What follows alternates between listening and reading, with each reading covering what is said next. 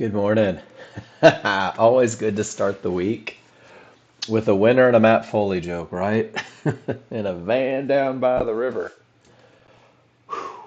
How's everyone doing? Welcome to Monday. That video, John sent me that video this weekend. Um, one of the biggest questions that we always get in this classroom is how do I stop being impulsive? How do I not give it all back? How do I, it's like I follow my rules perfect, Mark, and then I just give it all back. Whoops. And I think that that is a pretty common theme for so many people. Good morning, JW. That video just taps a little bit on the whole dopamine effect.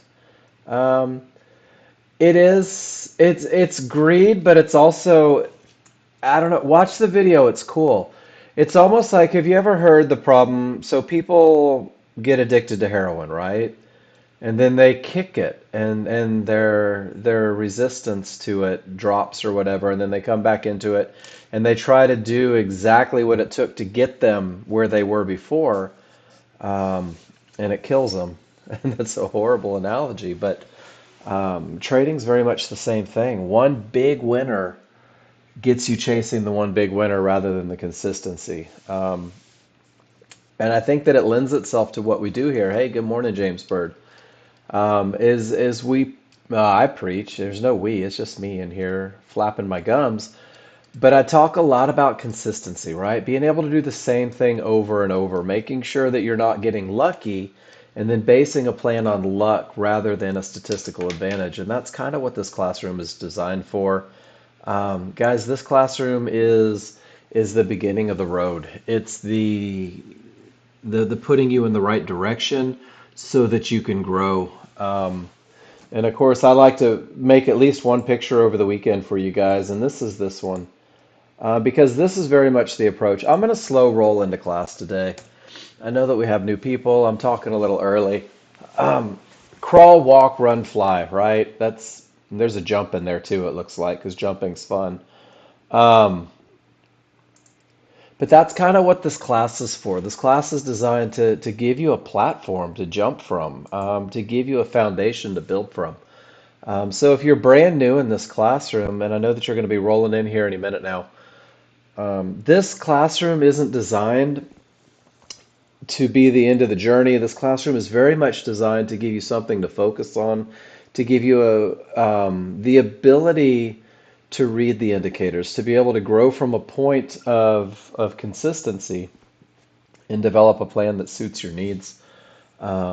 And what you'll find is that if you focus on the process, if you focus more on the process initially than you are trying to create success, if that makes sense, focusing on what it takes to get where you want rather than focusing on where you want to be, what you'll find is getting where you want to be is actually a much easier endeavor. So that's what we're going to do today. I'm gonna talk slow, I hope, and deliberately, and I'm gonna do my best to make sure that you guys get everything you need today. The classroom is very much designed to be a discussion rather than a lecture. Of course, the first hour feels a little bit about a lecture because I talk about those rules, that consistency initially, and then it's imperative to the success of this classroom that you turn it into a discussion. Every time you have a challenge, I want you to present it. Anytime you have a question, I don't want you to hold back with it, guys. Participation is key. When you participate, it's a lot of fun for me. And typically, what you don't realize is that if you ask a question, there's 10 people behind you with the exact same question. So you're doing your compadres a little favor here by being vocal. So don't be shy, guys. I'm pretty tame. I rarely bite. But let's go through some routines. My morning routine when I'm opening charts, the first thing I do, I pour a cup of coffee, I walk into my office, I open my charts, and as they load, I go to forexfactory.com because this is a website that tells me when there's news releases, when something may be happening in the market that the people that move it are reacting to. And we'll start with that today. This is fun. Hey, Jose, if you ever had any illusions about who's in control, it's not you. Just accept that from day one. You are not the person moving the market. The market has very little interest or respect for what you want to have happen.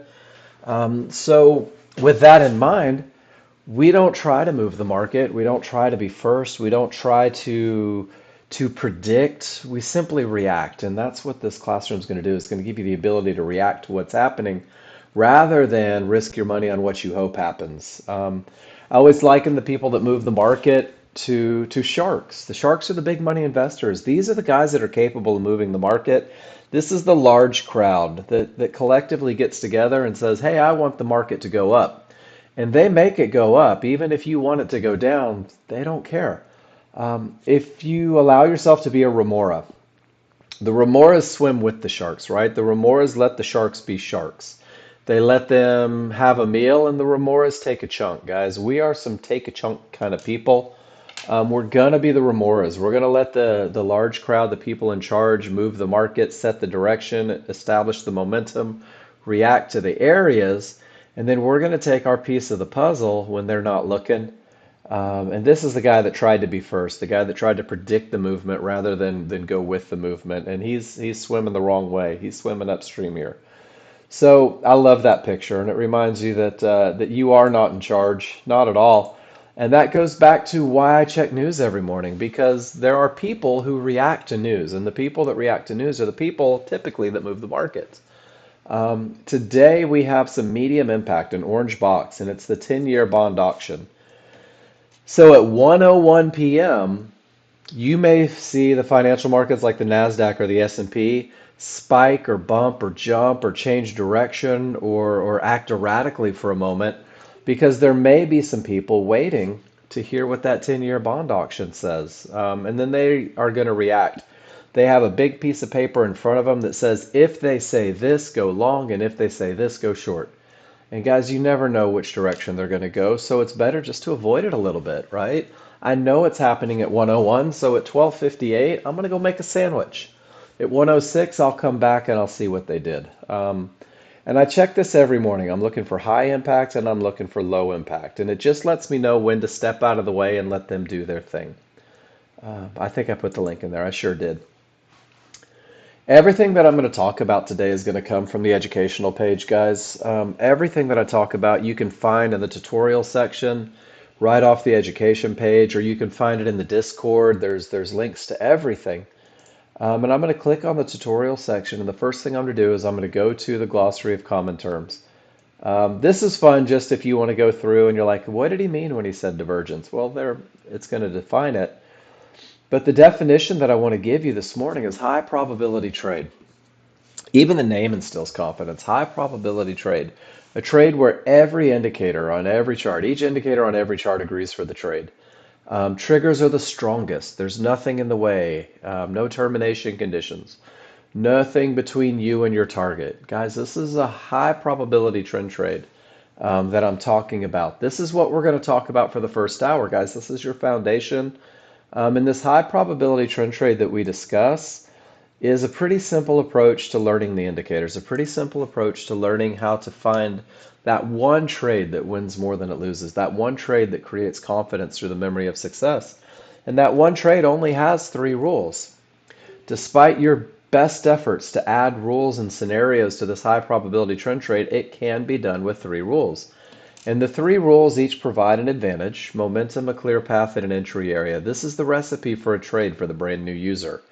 And these three rules only happen on two charts. All you need is two charts to have a rules-based trade. And your large chart is the sharks, guys. The large chart is going to define direction, momentum, and area. The large chart is going to tell you which direction you should be trading. It's going to let you know if the market is moving rapidly in that direction, and it's also going to let you know whether or not you've reached an area that you need to be aware of. All of this happens on one bar in the large chart. In your first two rules, the ones that provide you the advantage of momentum and a clear path, have to be true on the large chart before we can start being remoras. But when they're true, we're going to move over to the entry chart. And the entry chart is going to take that one bar on the large time frame, and it's going to break it down into 15 to 30 bars. It's going to refine what is a broad stroke of a brush, and it's going to get you into the market at the best of the best spot. So, three rules on two charts create a high probability trend trade. High probability trend trade is a trade that typically wins 70 to 80% of the time. The high probability trend trade helps create success or confidence through the memory of success. But what the high probability trend trade really does, and this is the biggest thing that it does, is it turns you into a chart reader. It turns you into, gives you the ability to look at your charts and determine three very key concepts. You will understand where the market is likely to continue. This becomes your entry point for that highest probability trend trade. You will fluently understand where the market is likely to go. And this is going to allow you to get the most out of trades, to capture the most in terms of profits. And then you're going to understand where the market is likely to stop. And this likely to stop area is what we call a termination condition. And the termination condition does two things for the new user and for the advanced user as well. The first thing it does is it tells you that you've reached an area where the people in charge may get out. You've reached a key area where decisions are being made, where buyers buy and sellers sell, and profits are taken and positions are added onto. And this happens at those key areas, those termination condition areas, or those potential termination condition areas. So the likely to stop area says, hey, no more trades. Don't trade into this big line on your large chart. And then the other thing that it does is when that big line on your large chart reverses the market and gives you those gives you those rules met, that high probability trend trade that comes off of that termination condition, that likely to stop area, that's the trade that typically wins 70 to 80% of the time. It acts as an anchor to get you into the highest probability trade that you can take. And just below the trend trading rules, it reminds you that your first 30 days and beyond, consistent winning trades. That's the high probability trend trade, focusing on that best of the best, that trade that happens after a termination condition. This is what makes you a chart reader. And it's the chart reading that allows you to find more trades. And it's the chart reading that allows you to manage more aggressively. And it's the chart reading that takes you from outside of that high probability trend trade. It puts you to where you are very confident and very capable to take what we call a medium probability trade. And a medium probability trade means that most of the indicators line up for the trade. However, a small issue exists. Your chart reading has you identifying that issue. It lets you know, hey, there's problems in the way. And when you can do that, it allows you to manage a trade assertively through your chart reading. You say something isn't right, therefore I must be more assertive. Maybe I take quick profits. Maybe I get to a zero loss level. Maybe I just make sure that I don't leave all that risk on the table because it's not 100% best of the best. So there's going to be two trades that we talk about in the morning. We're going to talk about the high probability trend trade first. We're going to let it happen on two charts. We're going to keep it focused on only three rules. Whoops. And we're also going to make sure that we're respecting the shark, right? Norbert here is the guy that runs things. There's two things that you can do to give yourself the quickest path to where you want to be. And the first one is the most ignored part of the path for most people because it means that you have to be a little vulnerable. It means that you have to put yourself out there, guys. You need to post your trades in class, win, lose, or draw. The idea is that you want to take trades that follow the rules. You want to take trades that give a statistical advantage. As a brand new user, how are you going to know if you're doing that or not without a little feedback from me? It's an imperative part of the learning process, guys. Post your trades in class. And then the second part is tracking your trades in that performance spreadsheet that Nexgen provided you. It is right in the Nexgen Study Picks folder. Guys, I rarely send you searching for it. I'm going to drop mine in the room right now. Just steal mine. It's easier to find. Hit that download button, put it wherever you want. But this spreadsheet is a trade journal. And it does a couple things for you. The first thing it does is it just gives you something to come back to tomorrow to study. So everything that you do today, for example, Bobby posted some pictures in the room. Joel just posted a picture in the room. These pictures that they posted are going to go into their spreadsheet, and it's going to talk about the conditions that were present. It's going to talk about whether or not they had those advantages. It's going to talk about where they got in, where they got out, how they felt. And then I'm going to click on one of their trade. I'm going to click on their picture, and I'm going to offer a little bit of feedback. And I'm going to say, hey, you forfeited your advantage of momentum here. Your entry is perfect. Your management was spot on. Let's celebrate the victories and let's work together to correct the challenges. And they're going to put that into their little notes section. This is what Mark said about the trade. This was my feedback. And every morning, this brief historical study is going to set you up for success on the day. It's going to keep you focused on taking those right avenues. You're going to ask yourself what worked and what didn't work. And typically, what you're going to find is one is very easily correlated with following the rules, and the other tends to find itself when they're broken. And the same thing with what feels easy. You'll get to the point as you develop trust through recognition, through repetition, where the right trades feel easy, even when they don't work, they feel easy. And then what feels forced is when you're trying to make something happen. You're trying to impart your will on this guy who's not going to have anything to do with it. He's not going to let you.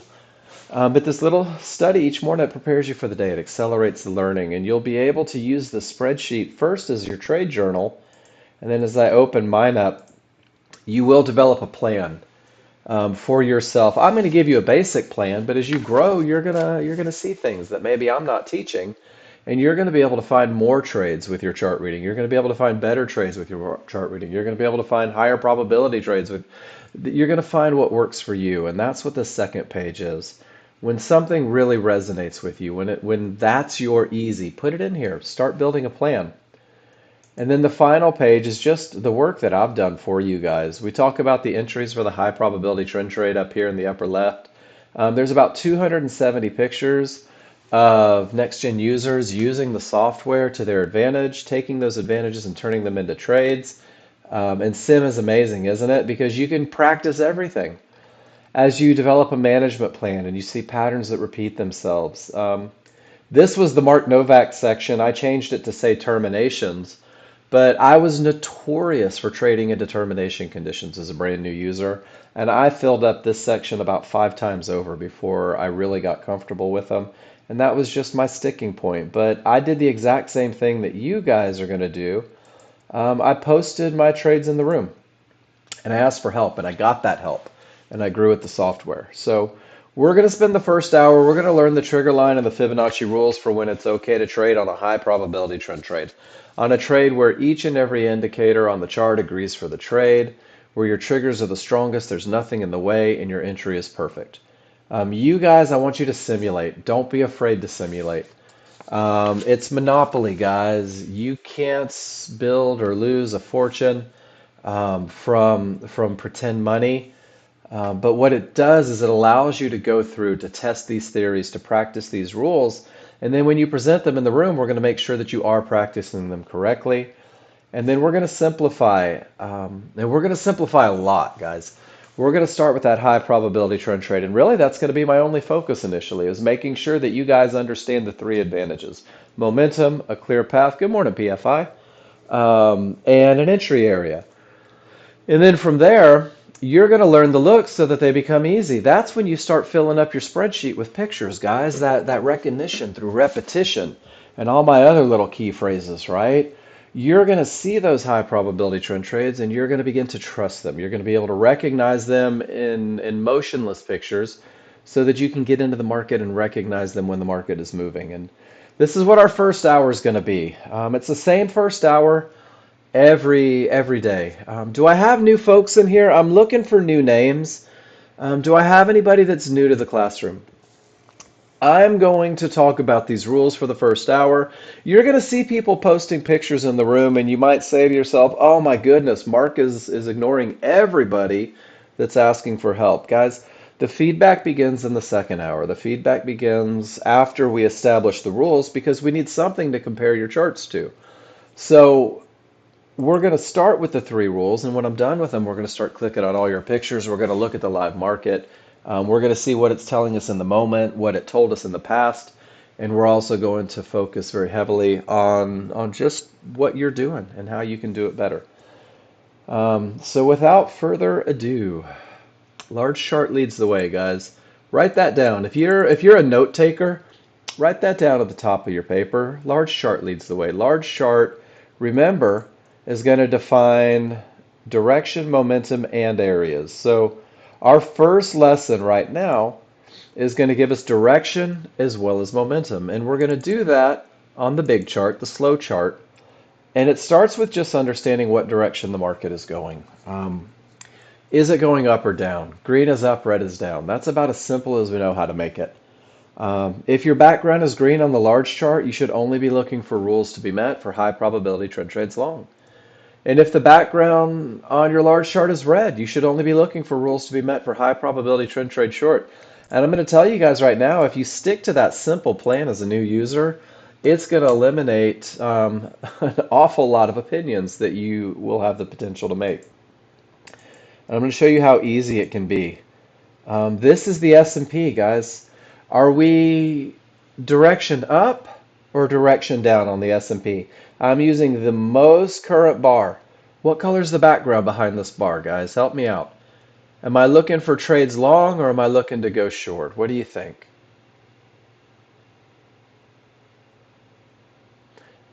And I'm going to lovingly remind you guys that I know the answer. You can choose not to answer. It doesn't matter.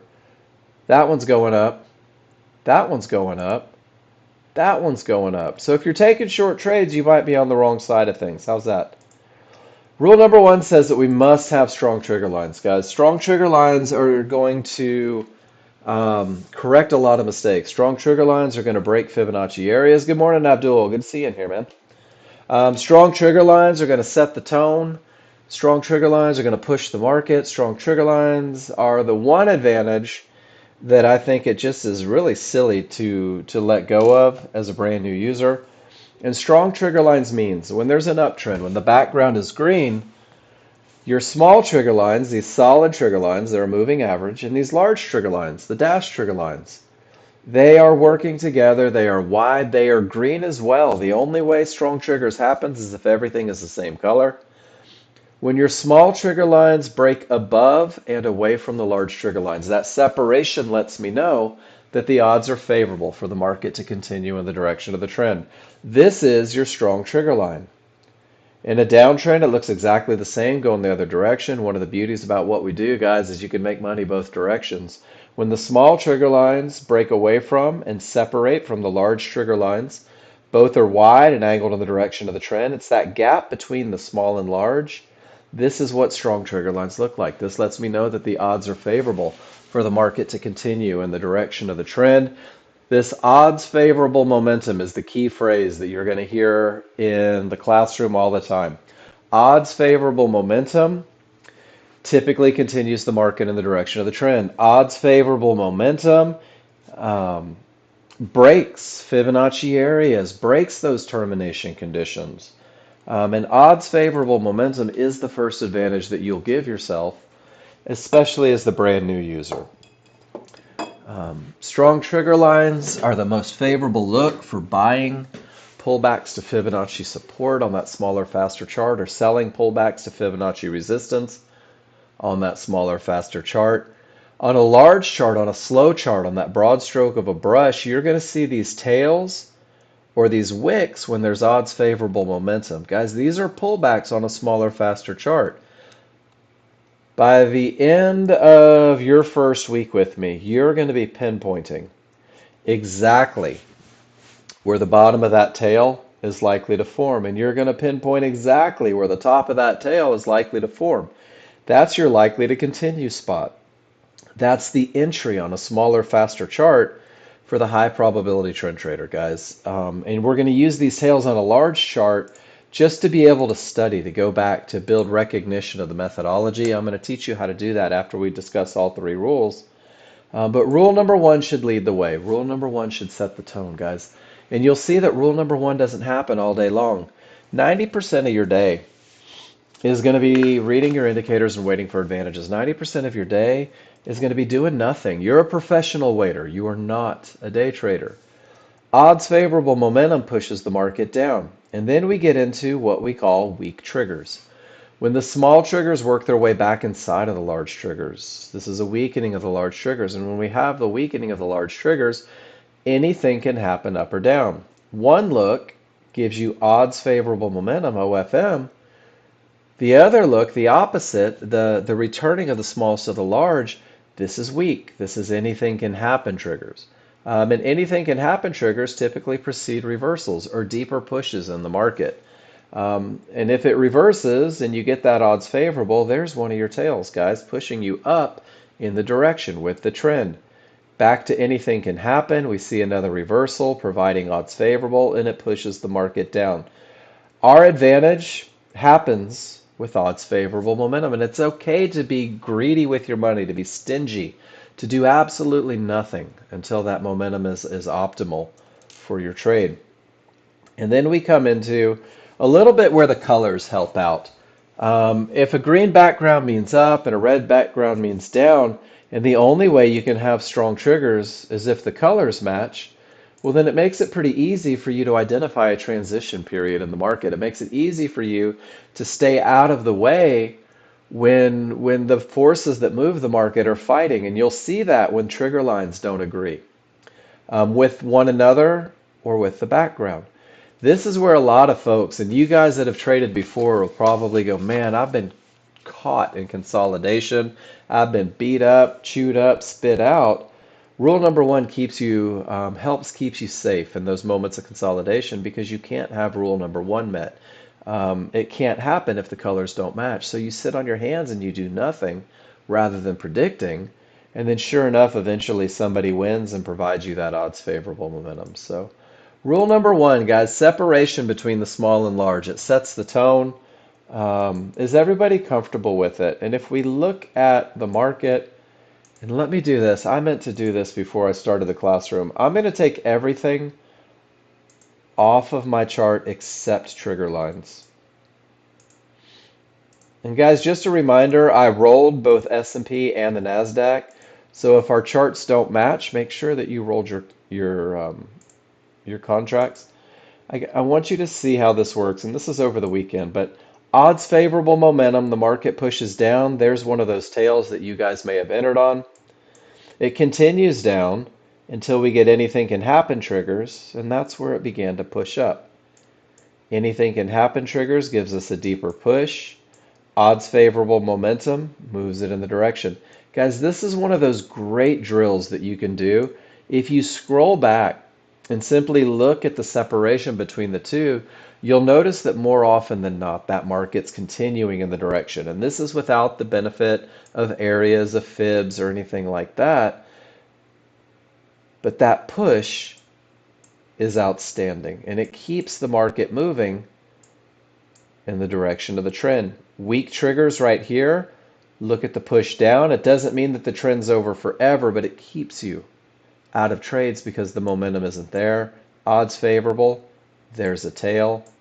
Odds favorable, there's a tail. Are you beginning to see a pattern? Odds favorable with a tail, odds favorable with a tail. Guys, you're learning how to pinpoint those tails so that you can take advantage of the momentum. Is everybody comfortable with the idea that odds favorable momentum leads the way, guys? Is everybody all right with rule number one? Strong trigger lines is the first advantage, momentum. And once you have it, we got to make sure that we're not trading into areas likely to stop the market. It's going to be a quiet classroom today. That's okay. So I'm not going to pause a whole lot for feedback that isn't coming. But when rule number one is met, guys, we got to make sure rule number two is met. And rule number two says don't trade into a termination condition. Don't trade into an area that has the potential to stop the market. Don't trade into an area that may reverse the market, that may create an untradeable bounce. Don't trade into an area where these guys are making decisions. And those areas are red Fibonacci resistance, blue Fibonacci support, yellow one-to-ones. Those areas can be a divergence high line, which is a magenta line that prints from a pivot when there's a loss of momentum, or a divergence low line, which is a cyan line, which prints from a pivot when there's a loss of momentum. Guys, these lines, we're looking for them on our large charts, on our biggest time frame. And we're going to respect them as areas that may reverse the market, that may stop the market, that may create a bounce. And we're looking for them because this is where decisions are made. Fibonacci resistance can stop the market cold. Yellow one-to-ones, blue Fibonacci support can create an untradeable bounce. Fibonacci resistance creates an opportunity for movement back down. And you see these all day, every day. You're going to see these areas, and you're going to learn to respect them because these are where the decisions are made. These are where the people that move the market are deciding if they want to continue to move the market, if they want to take profits. So I'm going to go to the tutorial section. I'm going to go to the tops and bottoms section. And we're going to give you the simple recipe for whether or not an area is likely to stop the market, whether it has the potential to stop the market. And it's two-part. The first thing that must happen is price reaches an area. Those dynamic Renko bars either work their way down to Fibonacci support or up to Fibonacci resistance. And when they reach the area, a decision is going to be made. When price reaches that area, this is where the sellers may take profits. This is where the buyers may enter a position. And the reality is, you don't know. You don't know whether they're going to buy. You don't know whether they're going to sell more. You don't know if it's going to reverse, bounce, or just create a fight. So what happens to keep you on the safe side of things is when price reaches an area, Fibonacci support, the triggers remain above, sit on your hands and do nothing. Rule number 2 isn't met, and you know you don't have a clear path because you don't know what's going to happen at this key area.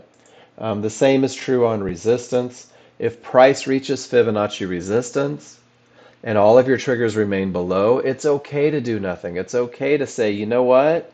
I'm not sure who's going to win. I don't know if it's going to bounce. I don't know if it's going to reverse. And I don't know if there's going to be a fight there. So rule number 2 keeps you out of these decision-making processes. Is everybody okay with that? This is the first part of termination conditions. Price reaches an area. Look how it reaches Fibonacci support. The trigger lines remain above, and not one of you guys tried to go short into this blue line. Price reaches this divergence low. The triggers can't break. None of you went short into this divergence low because rule number 2 lets you identify whether or not the path is clear or whether there's a termination. Price reaches resistance, no triggers, no trade, pushes all the way down to support. No triggers break, no trade. You can't go long or short, guys. 90% of your day is reading indicators. 90% of your day is sitting on your hands waiting for the advantage. The advantage happens. Price comes back up to Fibonacci resistance, a divergence high, another resistance. In this area, all the trigger lines remain below. This is actually 3 termination conditions in one spot. We have what's called a pivot stop out. When price exceeds a divergence pivot, the triggers can't break. 2 areas of resistance. And guys, here's where the money happens for the Nexgen user. When this area reverses the market. When this area reverses the market, gives you odds favorable momentum, and price hasn't reached that key Fibonacci support, there's one of the tails, guys. There is your entry that you'll be able to pinpoint for the highest probability trend trade. But you've got to trade from these areas rather than into these areas. Price comes down and goes up. There's a loss of momentum. I know that because the cyan line prints. A cyan line on its own is not a termination condition. A cyan line on its own is nothing more than a visual representation, of momentum being lost. We have to embrace the recipe. When price reaches this divergence low, you ask yourself, where are my triggers? They all remain above. Now it's a termination condition. This is one of those pivot stop outs of a divergence line condition. This termination condition reverses the market. So now it's a strong bottom, and a strong bottom is the precursor for the highest probability trend trade you can take. This is the one that reminds you that 90% of your day is reading indicators, 10% of your day is taking advantage of it. Even with odds favorable momentum, smalls outside of the large, everything is screaming to the downside, price reaches these yellow one-to-ones. When it does, all you have to do is ask yourself, where are my trigger lines? Guys, give me a Y in the room if you see how the trigger lines have remained above Fibonacci support, these yellow one-to-ones. Does everybody see that? Can anybody hear me? Thanks, Chef. Thanks, Mike. This is your giant red flag, guys. This area may stop the market. It may create a bounce. It may do something that takes away my advantage. I'm sitting on my hands and I'm doing nothing. And I'm saying to myself, my job is to get paid, not to be first. Let's see what happens. And guys, from support, there's an untradeable bounce to the upside. And this is where rules and speaking in terms of advantages comes into play. I don't have odds favorable momentum up from the termination condition. I'm not going long into resistance with all the trigger lines below, but I can't go short into one-to-ones that just created the bounce. And what you're seeing off of this area is a very common fight between buyers and sellers, jockeying for position, trying to figure out who's going to get to go in the direction that they want to go. This is the 90%, guys. This is when people get beat up, chewed up, spit out because they don't have a set of rules that are designed to keep them on the right side of things, guys. This is where opinions are made, predictions happen, and this is where people typically get their asses kicked an awful lot. Ultimately, it gives you odds favorable momentum. Small's outside of the large. Eventually, it gives you the clear path. And guys, an area that is reached by price and the triggers don't break is a termination. When your small and large get to the other side of an area, in this case resistance, look how it behaves as support. Has nothing to do with the colors of the lines, has everything to do with trigger line location. Into an area, no triggers, it's a termination. Both triggers on the other side of that termination, well, now it's broken. It begins to act the other direction. Odds favorable momentum and a clear path. Guys, there's one of your tails. That is your 10%. That is your highest probability trend trade that happens after a termination condition. This is where you guys are going to have the easiest trades, the highest probability trades, the trades that create confidence through the memory of success. These are the trades that typically run because there was a very important decision made just below it. If you can sit through this and take advantage of this, life is pretty easy for the day trader. If you give it all away here, this is where people go, man, I caught the perfect trade, but I'm break even or down $100 on the day. It's because you're learning to accept the 90%. You're not there yet, and that's okay. Termination conditions, guys, they're just going to give you a huge advantage. If price reaches Fibonacci support, NASDAQ putting on a lesson, and not one of my trigger lines break through, no short trades into the area. I don't know if it's going to create a bounce. I don't know if it's going to break. I don't know if they're going to dance around forever. So I have to sit on my hands and I have to do nothing until I have that clear path. So for the new user, no triggers through, no clear path. And guys, I also put a couple pictures in the room of lows and highs. Small and large get to the other side of the area. Now the path is clear. It hasn't reached the next area. Guys, this is where the advantage lies. This is where new users, it's either black or white or black, but there is no in between. It's either broken or it's not. And then that takes you to your medium probability scenario. That takes you to that scenario where all the indicators don't agree, where a small problem exists. That's where that medium probability trade comes in. And when the small triggers smash through an area with odds favorable momentum, you'll remember that I said strong triggers breaks things. When the small triggers smash through an area, when you have odds favorable momentum, but the large triggers haven't followed, guys, areas have the potential to break because of the momentum. But it's only potential, right? If you take your best girl out, dinner, date, have a great time, walk up to the doorstep, there is the potential for a good night kiss. But until your lips smash into one another, it's just potential. And that's what this is, guys. This is the potential to break, but it's not broken until both triggers get to the other side. So this is not a clear path, which means that it's not a high probability scenario. And this is going to be your first medium probability trade. I'm going to give you a plan to take a trade without a clear path. But it's imperative that you have momentum and that you have that best of the best entry to give yourself the highest chance of success. So termination conditions designed to keep you safe. Termination conditions, you can identify them by triggers not breaking through the area. And look at the reaction Look at that reaction. Weak triggers at an area. That's your good night kiss right there, GWC.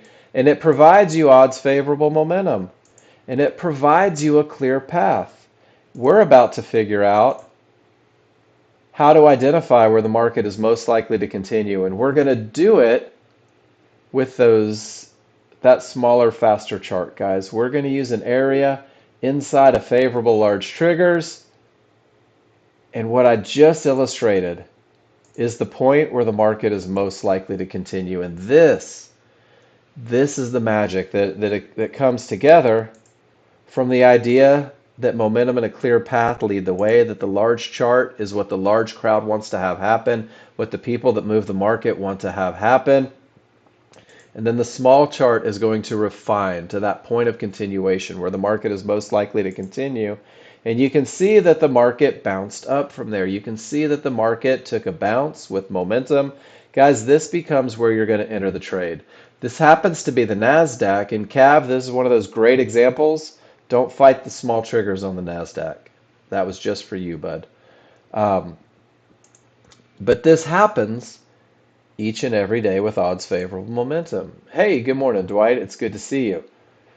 So when you have momentum, is everybody comfortable with rule number one? Give me a Y if you're with me, guys. Rule number one, strong triggers, leads the way, breaks things, makes the world a better place for the day trader. Rule number two is those lines that you don't want to trade into. Rule number two either says be patient or it just reversed the market, but rule number two keeps you from trading into lines. Rule number three is the refinement process. It's taking one bar on the large chart, turning it into 15 bars, and we are going to use a limit order to enter the market, meaning that you're going to understand where the market is likely to continue so clearly that you're going to wait for the market, for price to come back to you at that key area. And we're going to allow that area to be inside of what we call favorable large triggers. Is this guy real? Is he asking you for money? Guys, there are scammers out there. My brother is in the middle of teaching a class right now. My brother is not going to sell you a system. We have salesmen for that. Guys, if you ever get something like this, especially in Discord, asking you for money, asking you for anything, yeah, it's a jerk face bot. Just delete it, report it, get rid of it. Do not give your money to people in Discord, guys. That's not what we do. And unfortunately, it's a reality of the digital age. Absolutely. Thank you for bringing that attention, jerk face bot. I had a good friend of mine, and he actually used to teach this class 15 years ago. And he was going to come back into trading, and he got software, and then he got what he thought was Jason and Tech telling him that he needed $1,000 to continue his tech process. And he called me instantly, and he goes, Mark, man, that's kind of messed up.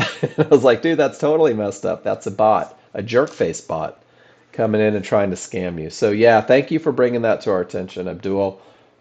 Just report it. It's a scam. And I apologize that you guys ever have to put up with that.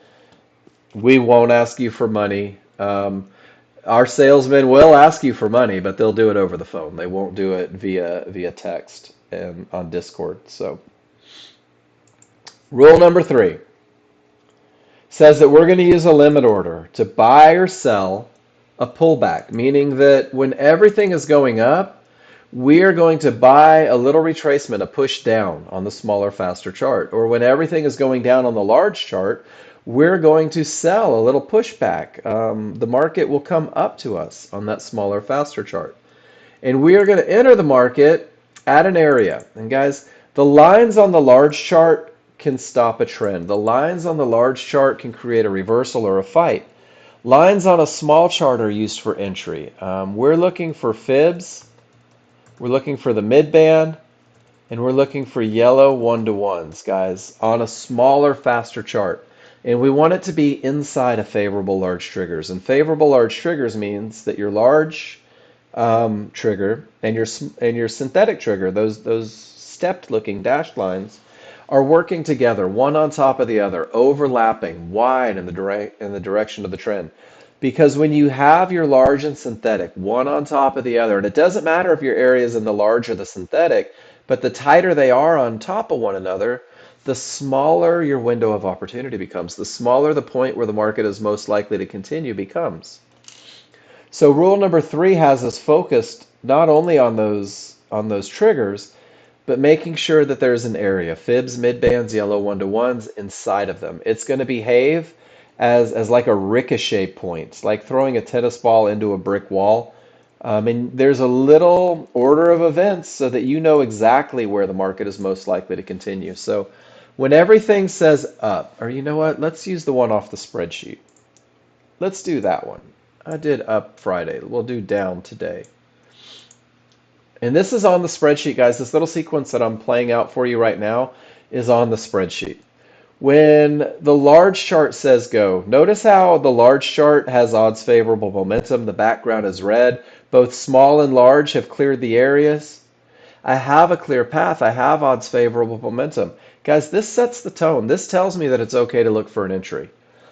So when the large chart says go, when the large chart defines area, direction, and momentum, we're going to let the small chart, the small crowd, the people that fight momentum, that fight the big shark, the people that maybe take profits in the middle of nowhere, they're going to give us our pushback, guys. And we need them to give us our little pushback. And it starts with a reversal bar on the smaller, faster chart. So the large chart says look for an entry. You really start looking when the reversal bar prints. And you're going to make sure that you have favorable large triggers, that they're wide, that they're angled in the direction of the trend. And you're going to begin to recognize the areas that are falling within. Fibs, midbands, yellow one-to-ones. This is the first step in finding an entry. Large chart says go. Small chart, that smaller, faster chart, gives you a reversal bar. And when it does, you're going to double check. Where are my favorable large triggers? From the top line of the triggers to the bottom line of the triggers, guys. So the tighter that they are on top of one another, the smaller that space is going to be. But that space is not where the market is most likely to continue. The market is most likely to continue from your lowest point of resistance to your highest point of resistance inside of those favorable large triggers, which means this fib, which is Fibonacci resistance, and, and then another Fibonacci resistance, and then a mid band. It creates a window from the lowest to the highest, or in a long trade, from the highest to the lowest. Guys, this is where the market is most likely to continue. This is the point where you are pinpointing where the top of that tail is most likely to form. Um, this recognition right here is going to put you into the market at the best of the best spot, guys. And you're going to see that lowest point of resistance, and you're going to activate a limit order right at the bottom of it. You are literally going to right click and put sell limit to, and you're going to sit on your hands and pray. You've done everything that you can do. You have assured yourself the advantage of momentum. You have made sure that there's nothing in the way, that your path is clear, that you haven't reached that next area. You've let the small crowd begin to do their thing.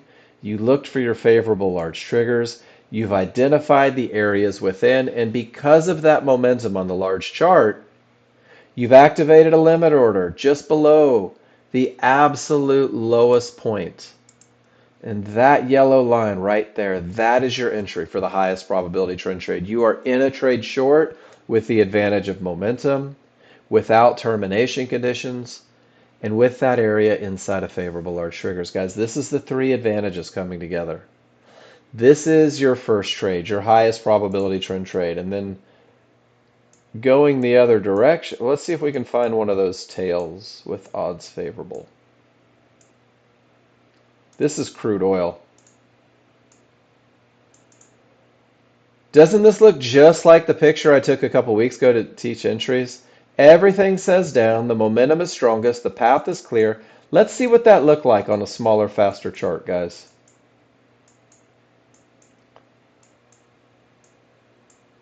Pulls right back to a mid-band inside of favorable large triggers. That is outstanding.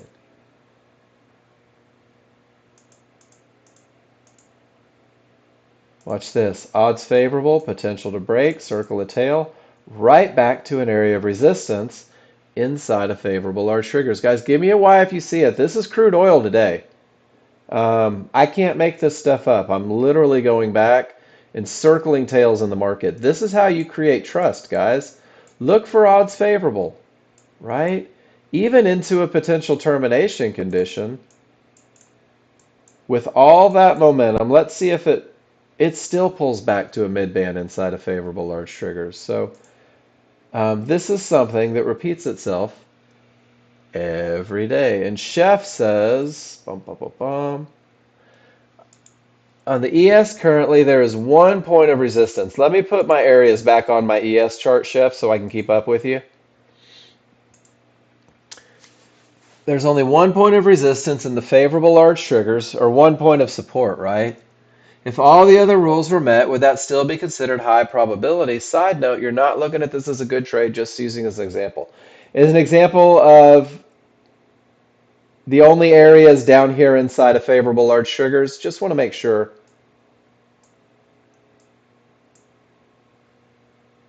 On yours, the triggers are inside. All right, so let me do this real quick, Chef, and maybe this will help. So let's talk about the entry, right?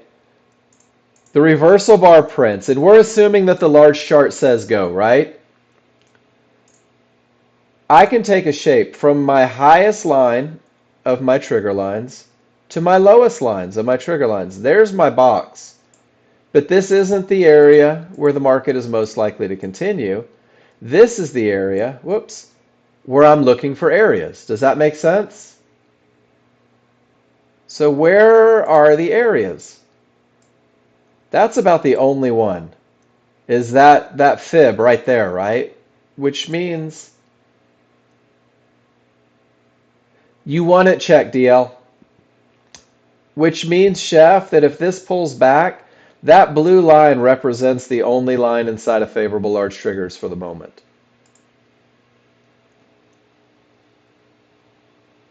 So your large and synthetic are down here, right? You take the momentum style, you get out super, super fast. You have a mid band inside of favorable large triggers. That's it. That's your only area, right, Chef? That's it.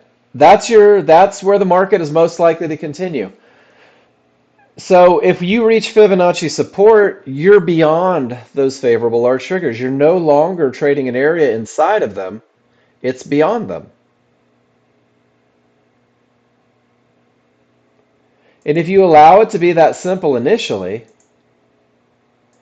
and Chef, which contract are you on?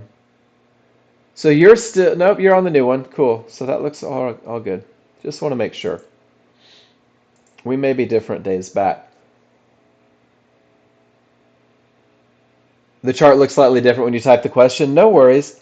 So guys, favorable large triggers creates the best advantage, right? It creates the smallest opportunity for the smallest window.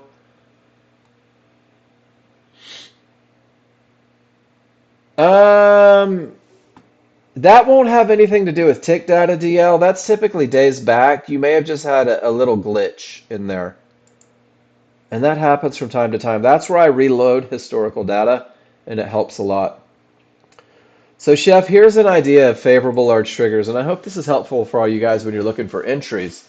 If they're one on top of the other, if they're really tight, look how the only areas inside is this midband and a fib. That's it. But over here where they're split and wide and apart, I had a midband up here and I also had one-to-ones down here. Which one is it going to go to? Because your stop has to be placed on the other side, below that lowest line. Does that make sense, Chef?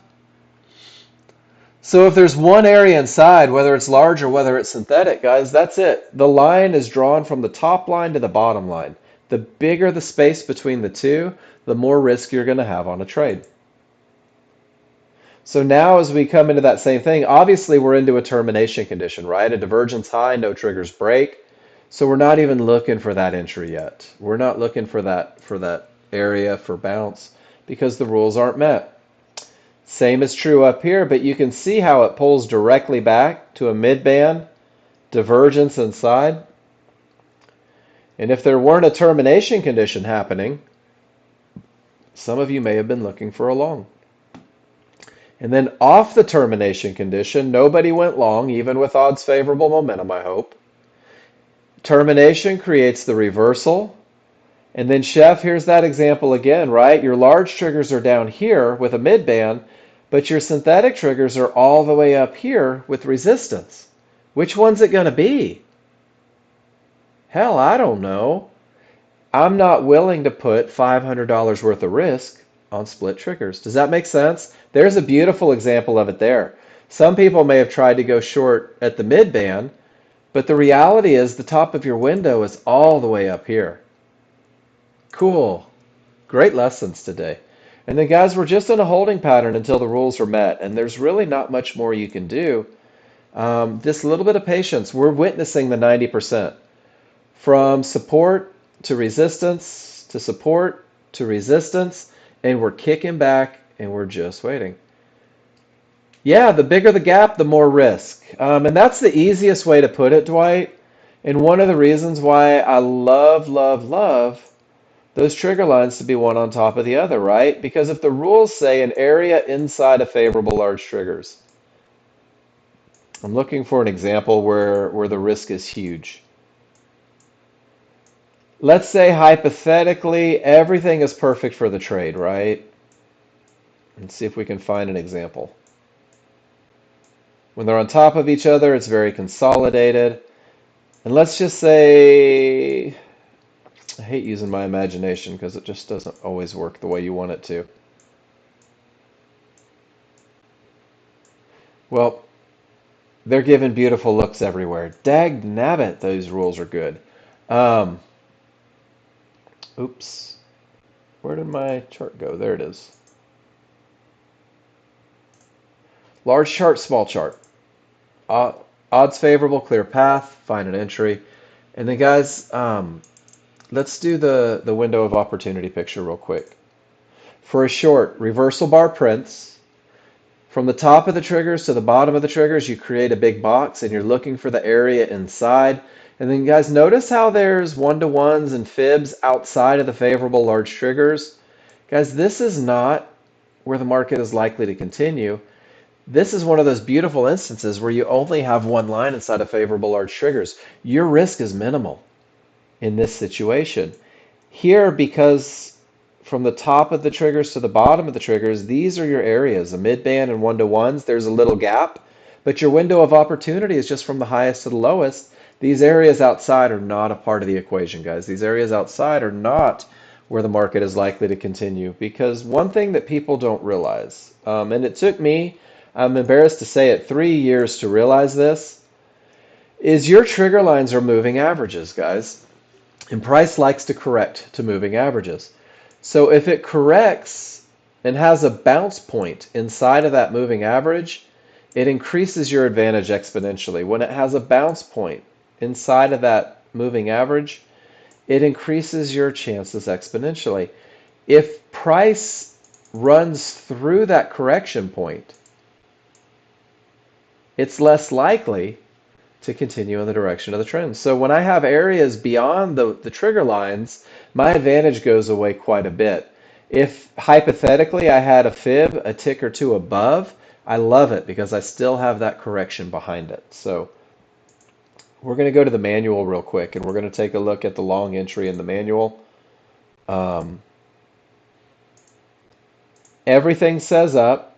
You see your triggers, you're looking at your areas, and you wait for the reversal bar. And at the time of the reversal bar, you're identifying your areas inside. Remember, if it's a tick or two above, that's cool because the correction point is just below. I see a yellow one-to-one, a couple fibs, a mid-band. My triggers are wide. They're angled in the direction of the trend. Guys, this is where you activate a limit order at the top of that window at the highest point of support inside of favorable large triggers. And then you wait. And if the market comes back to you, you're in a long trade. And we're going to go through, and this is going to be the last of it unless you guys have questions. Large chart says up. Large chart says odds favorable momentum. Large chart says nothing in the way. Guys, this has to be the precursor to looking for an entry. If you focus on the small chart, it's going to trip you up. You guys wait for the reversal bar. At the time of the reversal bar, from the highest point of the triggers to the lowest point of the triggers is where I'm looking for areas, not where the market is likely to continue. From the highest point of support to the lowest point of support becomes my window of opportunity. This becomes the point where the market is most likely to continue. Please give me a Y in the room if you're with me. This highest point of support inside of favorable large triggers, guys, this is where the magic happens. This is where you enter the market. This is the best of the best. This is creating that foundation for you if you're a brand new user. All I want you guys to focus on for 20 days is being able to recognize the entry, being able to recognize the best of the best. And if the market pulls to it, you're in a long position with every advantage. And if the market goes to the second level of support, you're still at that window of opportunity. The same is true on the third. Be okay with the market going against you a little bit. We're good, but we're rarely to the tick good. And then it may extend all the way to the bottom inside of favorable large triggers. And guys, you are still in a rules-based trade. I don't want you to get nervous. You're developing trust in the methodology. And one of the great things about knowing where the market is likely to continue is you understand also where it shouldn't go. And you're going to put a protective stop 4 to 5 ticks beyond that window of opportunity. And you're going to say to yourself, with all of these advantages playing out, with momentum, with a clear path coming from a termination condition, with this area inside of favorable large triggers, those mother scratchers are going to have to come and get me. And they're going to have to come get me where the market shouldn't go. And guys, this becomes your protective stop. And I'm going to tell you right now, anything, that was the wrong whirly-do there. Anything that wins 70 to 80% of the time is mathematically obligated to lose 20 to 30% of the time. Write that down on a piece of paper in your biggest, blackest, thickest Sharpie pen. I will take losers. But the idea is that I'm taking losers from trades where there were a statistical advantage. If I'm going to take my 20 to 30%, guys, it's going to be a rules-based 20 to 30% because every time I enter the market with this scenario, it's more likely to win than it is to lose. That's been proven over time, repetition. You guys have shown me time and time again that that is true. But this 20 to 30%, guys, you've got to be okay with that. And you have to know that it's a cost of doing business. This is your rent at the storefront, guys. This is buying supplies so you can make your amazing product. You will get stopped out. It's a normal part of a positive equity curve. Just start to come to terms with that. It doesn't mean that you're a bad trader or you made bad decisions. It just meant that at that particular moment, the people that moved the market wanted to move it where the pattern said it shouldn't go. But you knew where the pattern said it shouldn't go. So you get out with a small loss. You manage your equity. And you keep yourself ready to trade the next time. But the idea is your first 20 days, you don't miss this entry, guys. There's wild horses couldn't keep you from entering this market right there because this is the one that 70 to 80% of the time it's profit target reached. This is the one that creates confidence through the memory of success. This is the trade that teaches you how to read your indicators, that teaches you to recognize advantages, guys. If you keep it simple initially, you've got plenty of time to complicate things. Once this market starts moving in the direction of the trade, you'll actually reduce your risk below that reversal bar. So you're managing your risk before you ever manage your profits. But with all those advantages, this is the most likely outcome, guys. So what you need to do is you need to learn how to study it. Look at how rule number 2 has kept you out of the S&P all morning. It's boring, but you're not losing money. Look how that termination condition rocketed the market right off of Fibonacci resistance. That's a rules-based scenario. Even with odds favorable momentum, not one of you got caught in it. And then guys, that is about as pretty a termination condition as you could ever have on the NASDAQ. There is no way on God's green earth I'm taking a shot long there. It can either break or it can reverse the market, but until it does one or other, I couldn't care less what it does. So your job for the first 20 days, guys, is get into the market at the right spot. Whoops, that's on the wrong side. Here we go. I'm going to give you a little help with that. This is a checklist for the highest probability trend trade that you can take. This is a checklist reminding you of the advantages. Guys, this is what I want you to write on your chart every time you present it in the room.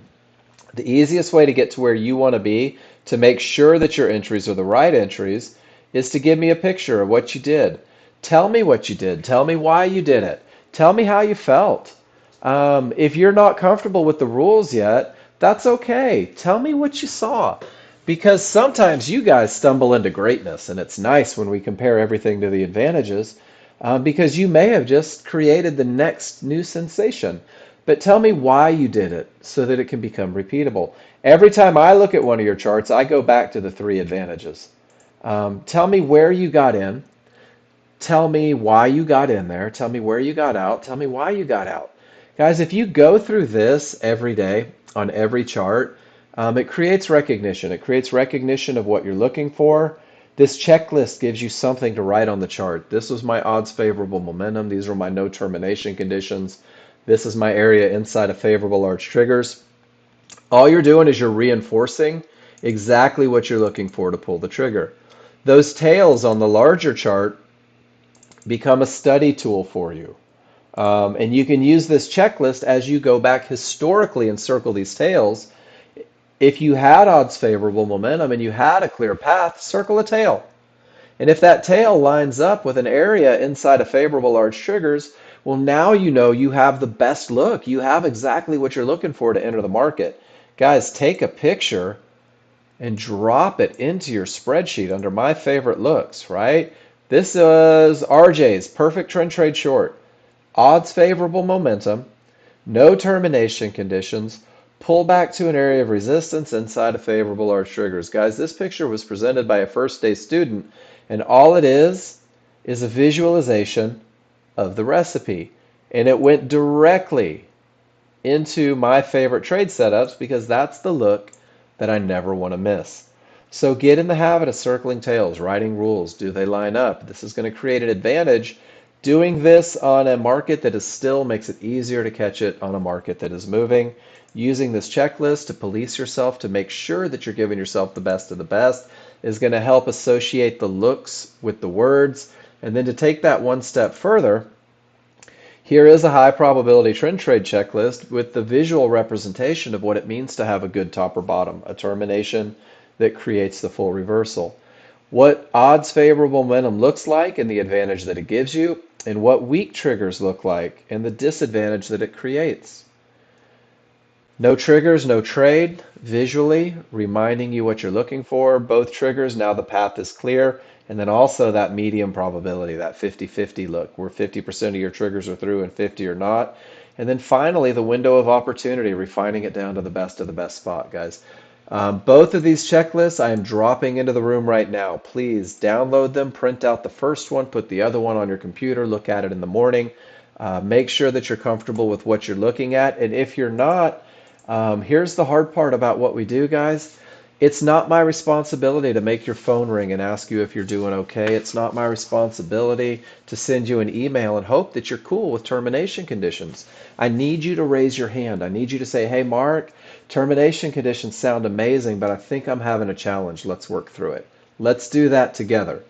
And then finally, I'm going to give you guys the KISS trading plan, the easiest way for new users to approach trading the market. If you don't have a written plan, ladies and gentlemen, you don't have a plan, which means that you are subject to emotion, to fear, to greed. It means that you are more likely to make decisions based on your gut and not your indicators.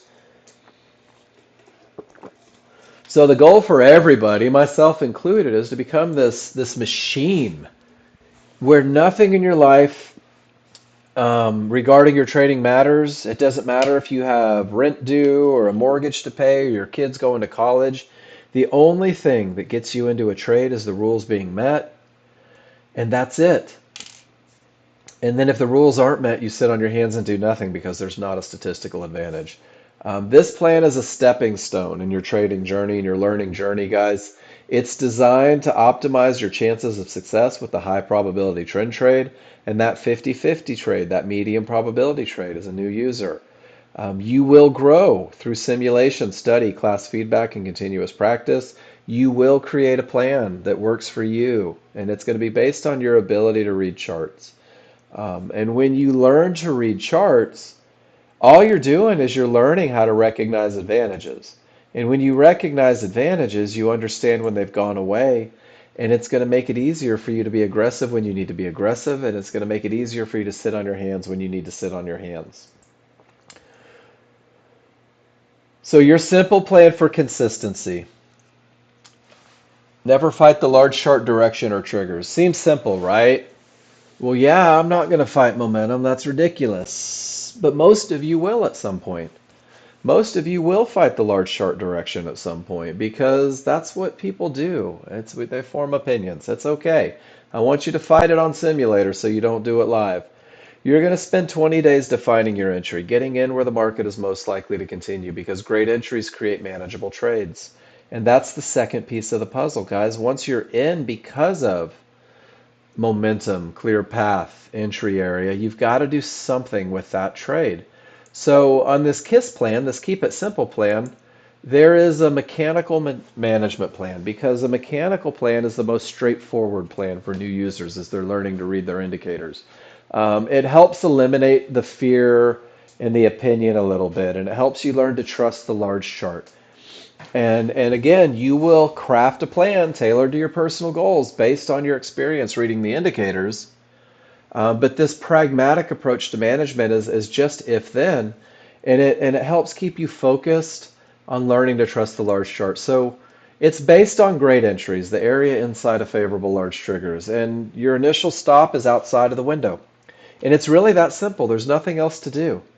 There's no stop movement. There's no re-entering, exiting. There's no hope, fear, or anything. You're either going to get stopped out, which is a normal part of a positive equity curve, or the market, not you willing it to happen, but the market's going to give you a reversal bar in the direction of your trade. And if it does, guess what? You're going to reduce your risk. That's it. You're going to manage your risk before you ever manage profits. And now you have less risk on the trade. That was hard to say. And there's nothing for you to do once again. Sit on your hands, dry the sweat off your palms. It's either going to hit your first target or you're going to get stopped out for a small loss. And it's okay. Keep telling yourself it's okay. You're going to lose trades. But we're going to make them come get us. We're not going to make it easy for them. And if it hits your first target, guys, it's $100 in the distance. You're trading two contracts, and one of them just came off at $100. And $100 doesn't feel like a lot of money. But if all you make is $100 on a trade 3 times a day, guys, that's a $72,000 year. Just throwing that out there. And when you hit that first target, you're excited, you're happy, everything is good. You're going to move to break even. So not only did you get paid, but you're also risking nothing. And this is, I think, the key to this pragmatic approach to management is because it allows you to remember that the large chart is why you got into the market. The large chart was screaming to the downside with nothing in the way, and that's why you took this short in the first place. And no risk and money in the bank makes it easier to hold for that second target, and it's only $200 off in the distance. And that's a $300 trade with all the advantages, guys. It alleviates you the burden of opinion. It alleviates you the burden of hope or fear. It's simply if then. If I get in at the right spot, then my stop goes where the market shouldn't. If the market goes in the direction of the trend, then my stop is moved above that reversal bar. If it hits my first target, then I go break even. If it hits my second target, I'm out of the trade and I don't care what happens next. I just made $300. I'm going to wait for the next setup. And it really can be that easy. And then what happens is every great trade that you post in the room is a conversation about management. Hey, Mark, I had odds favorable momentum and a clear path, and I took the perfect entry at the area just inside of favorable large triggers. And I exited right here. And I made money, Mark, and it feels good. That was 5 points. And I'm going to say, oh my gosh, whoever this was, I don't know who it was. I'm going to say, I want you to look at the momentum on your large chart. And I want you to notice that there was nothing there to create a bounce. And your pragmatic exit is fantastic, but when you become a little more comfortable, you can begin to trust this large chart a little bit more. You can start holding for bigger moves, take it down to that Fibonacci support. And what you'll find is that when the large chart says there's more to be had, it gives more, and you'll be able to turn that $300 trade into a $500, $600, $700 trade from the same advantages that were coming together to get you into the $300 trade. And guys, that is the high probability trend trade. This is your plan. You've got checklists. You now know how to back test with those tails. We don't trade tails. We trade pullback to areas. Guys, we have embraced the process so far this morning, and we've done it pretty specifically. We learned the trigger line and rules for when it's okay to trade. Guys, don't practice the wrong trades. You should be simulating. I'm seeing a lot of pictures coming into the room. You should be posting pictures in the class until you're sure you have the correct rules. Don't practice the wrong rules, guys. Those short-term victories result in long-term failures more often than not. Simplify. Simplify. Keep it easy. Keep it high probability trend trade entries. And then keep it high probability trend trade entries with a very pragmatic management. And then add a medium probability. Get good at one thing before you start trying to find other things, guys. Learn the looks so they're easy. Take a million pictures so you get that recognition. And then it's just keep doing it every day until you guarantee yourself you can win. And then you go to one of those prop firms and you go to Live Money. And I'm going to show this picture as well because I think this is an important picture. And this goes with the walk, crawl, run, guys. Everything that I teach is rules 1, 2, 3. Everything I teach is sequential. Everything is designed to give you a foundation. So your first lesson should be up or down. And this is easy for everybody. You're either looking for longs or you're looking for shorts, right? So this is a flow chart almost. Think of it if then. If my background is green, then I'm looking for odds favorable momentum to the upside. If my background is red, then I'm looking for odds favorable momentum to the downside. If I have odds favorable momentum to the upside, well then I'm making sure that I have a clear path. And if I don't, stop. And if I do, I've never done this. I kind of like this. If I do have odds favorable momentum, keep going, right? And then from there, my next step is to find that entry. So if it's green and I have odds favorable and I have a clear path, then I'll look for the entry. And if you try to put the horse before the cart, guys, it creates challenges for a lot of people. So keep it simple, keep it focused. If you get hung up on 1, 2, or 3, stop looking for 4. This is your cue to say, hey, Mark, I'm a little troubled on termination conditions. Help me out. Mark, I'm having trouble with odds favorable momentum. Help me out. And I will, I promise. And then I can tell you what's going to happen, and a lot of you guys will agree with this, is you're going to start with this KISS plan, and you're going to find a pretty good level of success. You're going to be like, oh my gosh, I'm winning 65, 70% of my trades. The market seems easy. No, you didn't, Dwight. Haven't gotten there yet. I hope you wash your hands. You're going to start with these high probability trend trades. You're going to be like, gosh, this is easy. And you're going to add in that 50-50 trade, and you're going to follow these rules to the letter, and you're going to be like, gosh, this isn't nearly as hard as I thought it was. And then you're going to get smart. Then you're going to start saying, okay, strong top, odds favorable, and you're going to go, but my fib needs to be this color. And you add something in there. And then you're going to say, but 2 divergence on the small, no dice, even though 3 is a term. And then you're going to add another one. Has to be a mid-band, not a fib, because that makes me happy. Right? And you're going to start micromanaging these 3 simple rules. And you're going to start adding conditions, and you're going to give yourself so much to think about outside of simplicity that you're going to find your results dwindling. And guys, this is normal for everybody.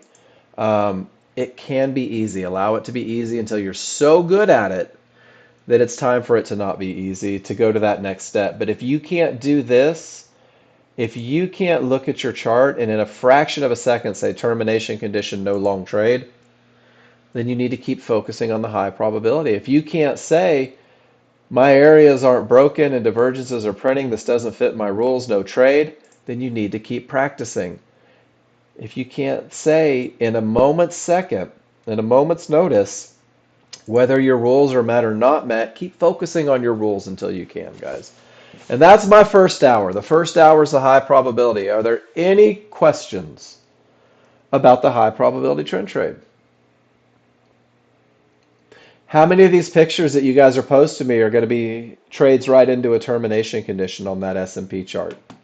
It's going to be a great conversation. I can't wait to have it with you guys. And that's what we're going to do, guys. The second hour is going to be where we start looking at the charts that are posted. And I'm going to relay everything back to these three advantages. And here's where it's so important for you to tell me why you did what you did. Because if you traded into a termination condition, tell me why you traded into a termination condition. And if your only reason is hope, I'm going to give you the wisdom that my father-in-law gave me. Hope in one hand and poop in the other, and tell me which fills up first, right? We're playing statistical advantages, guys. Tell me what you did, why you did it, where you did it, and why you got out. And let's work together to celebrate victories and remove the problems that may be creating challenges for you. And that's what the second hour is, guys. Everything goes back to advantages. Everything goes back to giving you the best of the best. And remember, both the NASDAQ and the S&P are split volume today. The contract just rolled. There may not be as many opportunities as you want, but I'm going to take 5 minutes. I'm going to stretch. Can't come back until you leave. I'm going to go stretch my legs. I'm going to go stretch my neck. And guys, I'm just going to take a couple minutes away from the markets because when there's nothing to do and I hyper focus, I'll find something to do and it probably won't have a statistical advantage. If you're being a little bit shy, I want you to go change your username. I want you to go from Big Dog to Little Puppy, or from Donovan to Denise, or Gino to Gina. And I want you to post in the room, guys. I want you to post in the room. I want Bobby to become Bobby Sue. And go incognito and post in the room. Nobody's going to judge you. All right, Fred. Fred, the keeper of Norbert. Um, I'll be back in 5 minutes. When I come back, we're going to start looking at pictures. We're going to talk. We're going to answer questions. Guys, lecture's over. I want you to start asking questions. I want you to lead the way on the second couple hours. So I'm looking through, and I've got a couple new names here and there. Pluto, I don't know if you're new or old, but that's a relatively new name for me in here. If you have any questions, let me know, right? Smith Farms, I just want to talk about your Corvette. What a great looking car. Nick L, let me know what I can do to help. Mizzy, I see you every day. If you have a question, let me know. And then Abdul, I know that you're new and you watched a lot of videos this weekend. Let me know if you have any questions about them. You cannot monopolize time. If you're the only one asking questions, this is your class. I'll see you guys in 5 minutes and we will get into the second half of the day. Awesome. Hey, Jim N. Just waiting, so joined. Awesome, Nick L. Well, it's good to have you. Let me know if there's anything I can do to help you out. That's the whole design of the class. Jim N and Jorge, good. Bobby, you're killing me. Love it. I'll be back in 5, guys. Post them all now, Bobby Sue. No worries, Jim N. Well, if you have any questions, let me know. Now you know how to type in the room, so you're great, right? You've been here a long time, just waiting for charts to load. I got you. Nick L, how long has it been since you've loaded charts? Make sure that it's the right contracts, or it'll never load. I had someone come back once, and they took like a little break. Oh, okay, right on. So you've been here a long time. If you haven't opened in a while, make sure that you're on the right contract. It'll help. Or it could be the computer. You never know. I'll be back in 5, guys. Talk amongst yourselves.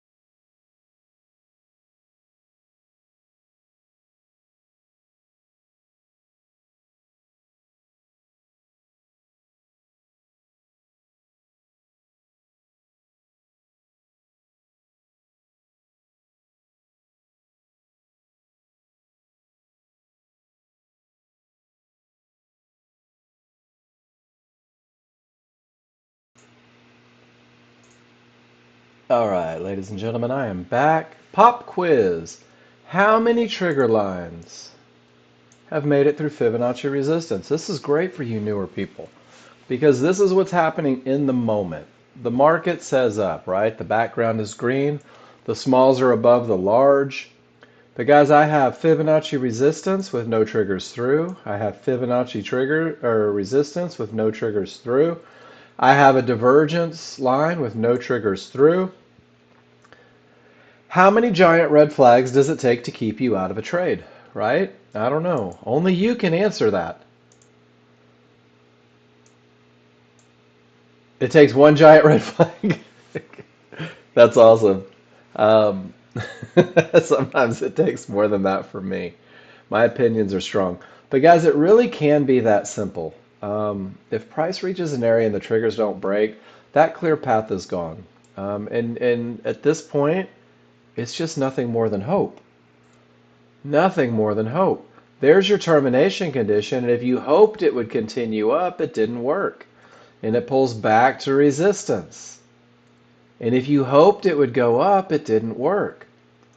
And now everything is starting to agree, isn't it? Now we're starting to see all the triggers head in the same direction. We're just waiting for that area to break to give us a fighting chance, guys. So this is what we're going to talk about now. I'm going to scroll to the top and I'm going to start looking at the pictures that you guys have been posting. Um, and we're going to see what's going on in the wonderful world of Nexgen. Bobby Sue got us going. Oh, he turned it back. Okay. Bobby T got us going. And he took a momentum style trade. And with this much momentum on the large chart, he was looking for a little snippet in between here and trouble. And this is an outstanding chart read, guys. This is utilizing the software to its fullest. This is understanding direction and momentum, and then taking those advantages and taking a little different approach to entry and being able to capitalize. Outstanding work on that one, Bobby. I love everything about that trade. And then his second picture says all of the momentum wins and takes him up to a second target. And that's an easy $340 to start the day. And I'll tell you what, that's a great way to start the day. Ron comes in. Once again, Ron as well has a little different approach. He took the long, same place as Bobby, got out at trouble, and now with this potential termination and a mid-band, I hate that short. But this is Ron's trade. Ron will take a short to try and get back to the long. Oh, you're back to giving me indigestion, Ron. Because the momentum is up, the triggers are up, the direction is up, everything says up, and Ron goes short. But he does it because he spent, and I can tell you this, he spent a long time looking at very specific patterns that don't make sense to the average mortal. But because of the time and effort that he's put into it, because he's created his own checklist for the trade, he's looked at this pattern. It's just a pattern that repeats itself. Just gives me anxiety. But nice job, Ron. And then guys, remember, trading isn't life. Make sure you have something that makes you happy outside of trading. And then Joel, let's see what we did here. Joel, 50-50 trade from a bad top. Divergence prints, and this one just didn't work out for you. Joel using one of those checklists. Odds favorable? Absolutely. Smalls outside of the large? Absolutely. No divergence? That's a no. From a good top, from a termination? That's a no. 2 out of the 5 gone, right?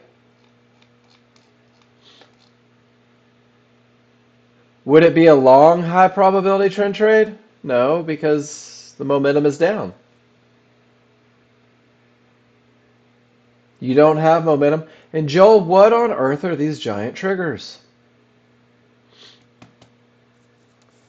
This is just a 50-50 trade, a medium probability trade, Joel, that didn't work. But the challenge on this trade is that didn't come from one of those decision-making points. It just kind of came from the middle of nowhere. And then the second half of that is divergence printed. So When we talk about those advantages, guys, and we get into that medium probability where the area had the potential to break, but it's not a clear path, you can use the idea of momentum in an entry area to decide whether or not you want to take that trade. And if you're embracing the KISS plan initially, and that's where Joel's checklist comes from, the checklist is only as good as your ability to follow it, right? So if I am trading and this is my plan for entry, this is the hardest thing about trading. If I say yes, that's outstanding. And if I say yes again, that's incredible. But if I say no, there has to be a point where I say to myself, hey, my checklist isn't met. This is no longer my trade. Guys, that is so hard to do because you're going to see it do what you thought it was going to do initially. And then there it is again, divergence, no trade. And there's another no. And this is the hardest part about trading. And Joel, thank you for posting the picture. It takes courage to post a trade that's gone wrong. Is it a bad trade? It has momentum, it has direction, it has an area, but it was the clear path. And it just had to pull up a little bit over on there. Thank you for posting, Joel. But that's one of those instances where the KISS plan keeps you safe. GWC, termination creates a reversal.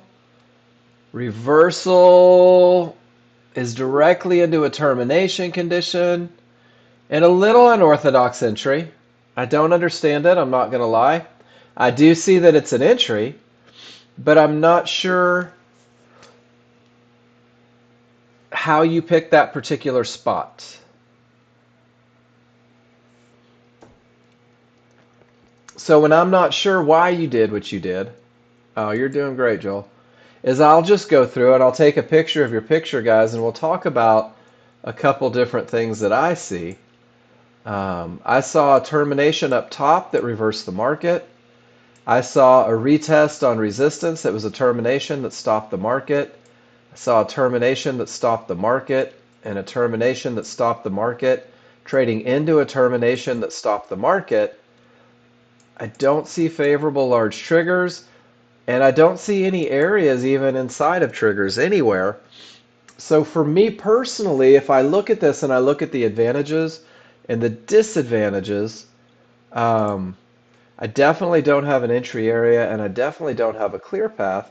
And it doesn't mean that it's a bad trade for GWC. I know he's been with us a while and he has a plan, but this is a trade that if you're going to take this look, it has to be managed assertively. Yes, Paul. And I want you guys to see this. Mark just spent a whole breath talking about the disadvantages. Guys, GWC knew about the disadvantages, and I want you to look at his profits. They're quick. He's not hoping for a miracle or a home run. He knows exactly where his trouble is through chart reading. So GWC, even though you're trading in this range, you did it about as well as you could have possibly hoped to. Nice trade. Great chart reading to take advantage of a tough little spot. New users, I wouldn't recommend it. I don't make recommendations anyway, but that's a good way to blow out an account if you're not comfortable with what you're looking for. And then Joel, smalls are through, large or not. Maybe a good bottom. There's no may about it. So let's talk about strong bottoms. Let's talk about what it takes. Paul, did you hear me? I said yes. I think so, but it may have been mid-sentence somewhere. ES and NASDAQ volume rolls. So Joel is saying that this may be a good bottom. And when he says good bottom, he means strong bottom. And what that means is this the precursor for the best of the best trade? Is this the precursor for the highest probability trend trade? Joel, I love this picture. And let's go through it. And let's talk about why this is. This is an outstanding bottom.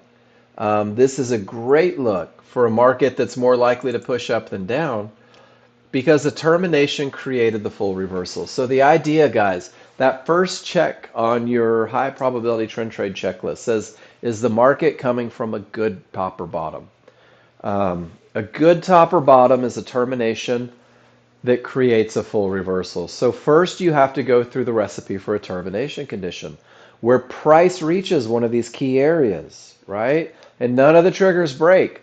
That's a termination condition. And then if it creates a full reversal, meaning that your large triggers go from green to red or red to green, smalls get above, background changes, guys, that is a strong top or bottom, and that's the recipe for it.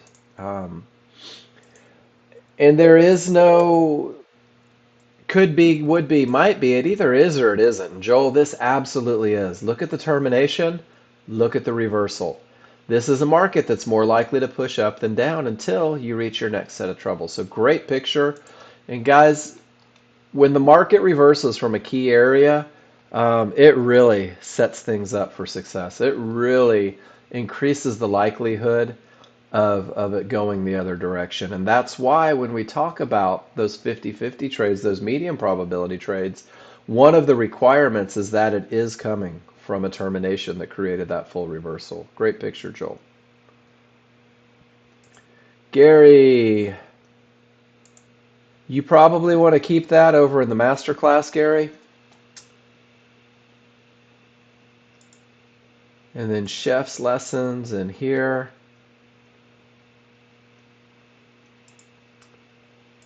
And then Gino.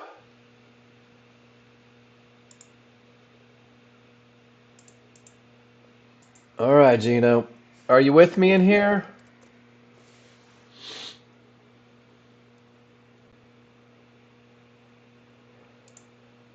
Hey guys, I'm going to tell you right now, sometimes it's going to feel like I'm picking on you. I want you to know that I never am. Never, never picking on you. Look like a good spot within favorable large triggers. It did, didn't it, Gino?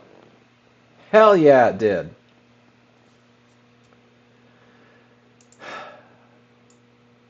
But that's only one part of it, right? That's only one part of it. A good spot inside of favorable large triggers, that's the third part. That's not even the good stuff. That's not momentum or a clear path, right? So Gino, if I look at your chart and I notice that there's an omission of rules on the large chart, how come? Because if I write those damn rules on the large chart, I can't take this area inside of favorable large triggers. I used to do this all the time. I don't know if that's what you were doing. But I'm looking and I'm going, man, that's a termination creating a full reversal. That's a good look. My smalls are outside of my large. That's a good look. And the one thing that you didn't talk about was resistance to the tick with no triggers through, resistance, no triggers through, divergence high, no triggers through, another fib, no triggers through. Gino, what were we missing in this trade?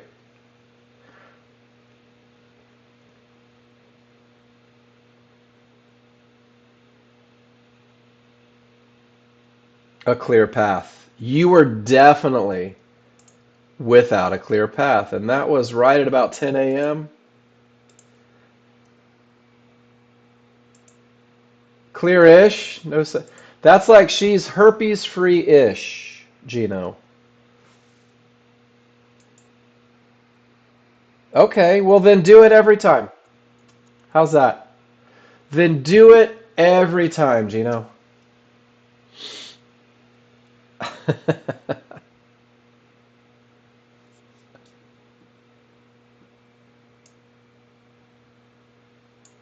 So this was your entry right here, right?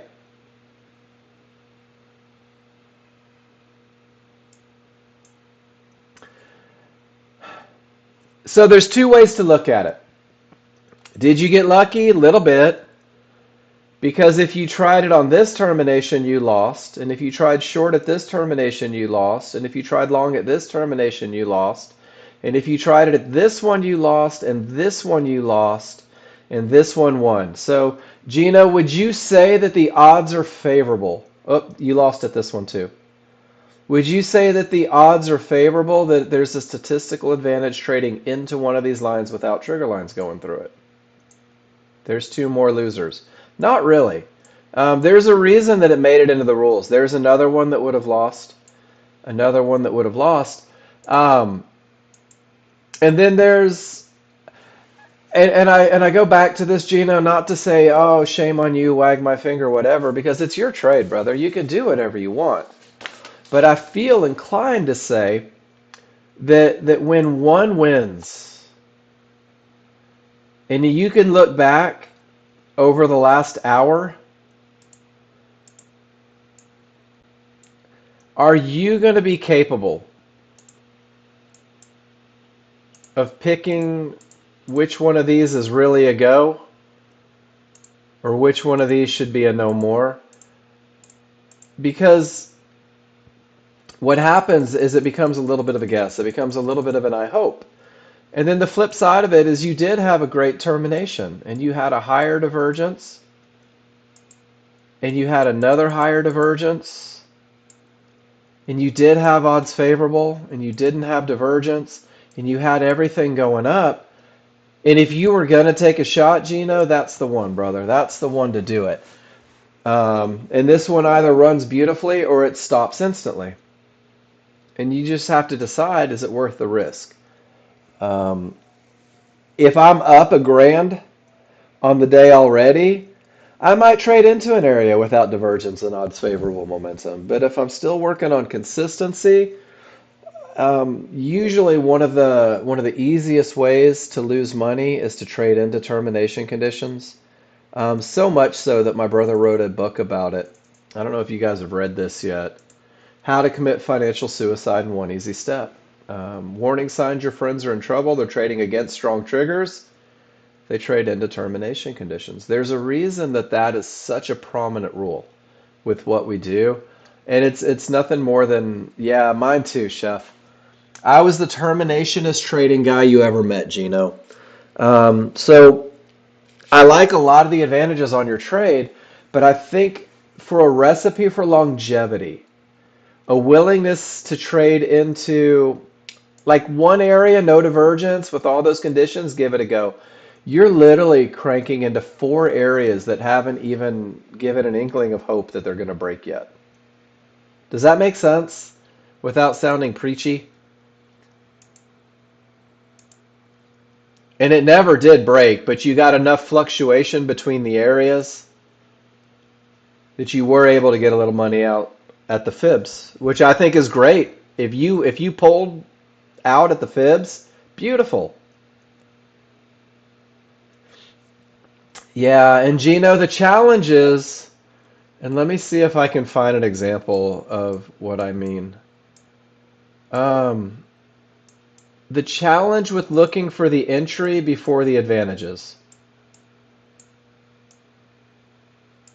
is that's an area inside of favorable large triggers. And it's off of the termination that got run over, right? Everything says up, but this entry isn't supported by the large chart. And if you pull back and we'll look at down here, there's your entry. And it looks beautiful, doesn't it, Gino? No divergence. This is the exact same look that you took down here, and it got stopped cold. So we talk about statistical advantages. And if you let the large chart lead the way, as sexy as that one is, where's 835? It's somewhere over in here where you're hoping it's going to work, but it just doesn't work. Coming off of 60. Where is that? 460. I don't know. That's somewhere in there. So again, it's not my job to tell you right or wrong. I just try to give you a little help, right? Because that was the same thing. No divergence. Small chart, focusing on the small chart, it's hard. I've done it. Because when the entry looks perfect, you're like, yes. And then you look right and you're like, crud, termination condition. And then Dwight, same thing, taking that same calculated risk as Gino, right? Odds favorable, good bottom, crazy termination condition. Because of the three divergences from a fib on the 13-2 and strong triggers, I was aware of the red fib and I managed closely. Um, do you see the, excuse me, Gino, would it be fair to say that any of this thought process entered your mind when you took the trade? Absolutely, right? But the challenge is that none of that made it onto here. So I go on this huge soapbox. And then Dwight says, I am 100% aware of the challenges, but I'm also aware of the advantages, and that's why I manage closely. This is where annotation is huge, guys. Annotation is huge because Dwight knew exactly what he was up against, which made it easier. And this lets me know that you know, Gino. So now I know that you had all that in mind. But I didn't when you gave me the chart. So guys, annotate your charts. Help me out. Otherwise, I go on a tangent about termination conditions, um, which is good. I think it's good to go on tangents about termination conditions every now and then. But the more you guys give me, the easier it is to give feedback. And my goal is to keep you guys safe, is to help you recognize the advantages. That's my job. Because you could have hoped for the long 6 times in there. Easy to blow an account out on a look like that. It's okay to just let it break. Caught in between fibs, it's okay to just let it break. Because eventually, termination, full reversal, odds favorable, and everything starts cranking in the direction, guys. They just had to work through the fight between buyers and sellers. And that's what you see every day, guys. You're going to see these fights. You're going to see these battles. Learning how to stay out of the battle and give yourself the most advantages, that's what's going to do it. Termination to termination to termination. You're looking at a range-bound market. Guys, look at that. There were 50 opportunities to lose and maybe 1 or 2 opportunities to win with really great management. So statistical advantages every time.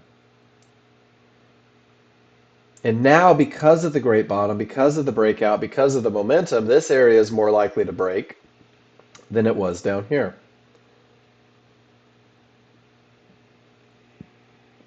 That's all the pictures you guys have given me, guys. What would you like to talk about? Dwight, I think that the key was understanding what you're up against. Being able to recognize advantages lets you understand when the advantages are gone.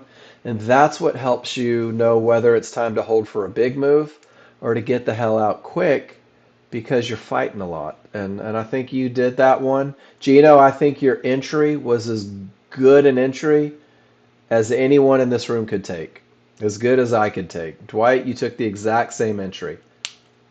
And guys, now we're on a 50-50. Odds favorable, smalls are through, large are not. My rules say if divergence prints, I don't take the trade.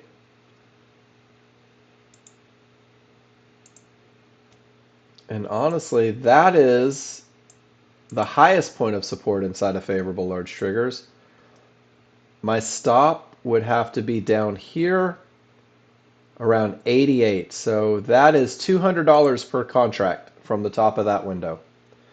$200 per contract, hoping an area breaks from the top of the window. Sometimes you might make the decision, well, I'd rather just wait till the bottom of the window, and if it doesn't come get me, that's cool, because hoping an area breaks isn't as easy as an area that's broken. And then, Paul, we're coming into that 50-50 look, right? Not the best momentum. I do, and I don't have it on this chart over here. I'm not sure why. Let's reload historical data and see if it fixes it. That's a 21 fib that's not showing up on my large chart for some reason. I'm reloading historical data. We'll see what happens. Guys, I changed my charts so many times for education. Always trade your charts.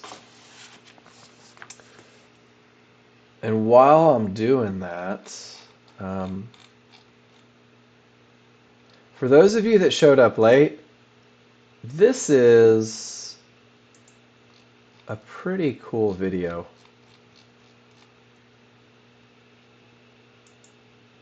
Always, Collie. It is always 50-50 until both triggers get through. And I've got a great picture for it. Let me share it with you real quick.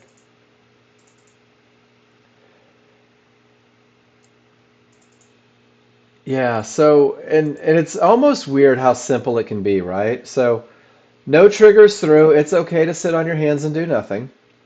If the smalls break through with odds favorable momentum, it has the potential to break, and it remains 50-50, Collie, until both the small and the large get to the other side.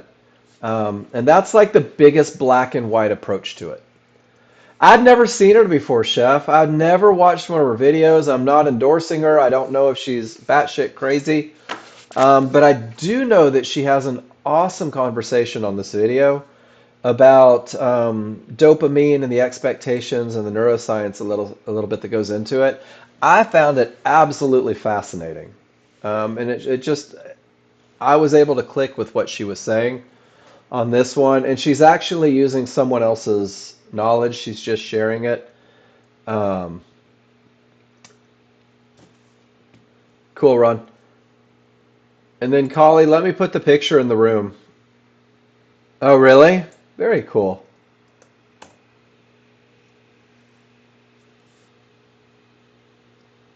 It either is or it isn't, right? And now look at it. Odds favorable. Everything says up. That's it, Gary. Both of them. And then who's looking at this going, um, well, it's a tick. Guys, be okay with a tick, right? Horseshoes and hand grenades. It's a tick. If you get a pullback,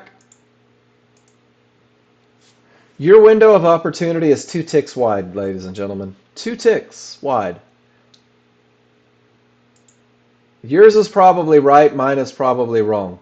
I look to my large chart for terminations, guys. And then Cav, let me reduce the size a little bit. I blew it up earlier. And then Cav, there's that momentum trade without momentum, right? I like it. It's just a trend trade, really. It pulls back, you're at the highest point, you know where your stop has to go, and you just take the trade up, and there's 98. So you're coming with momentum from the areas, let it break, pull back, and divergence pushes it a little lower, but your stops where it should be, and you take a couple chunks out. Nice job.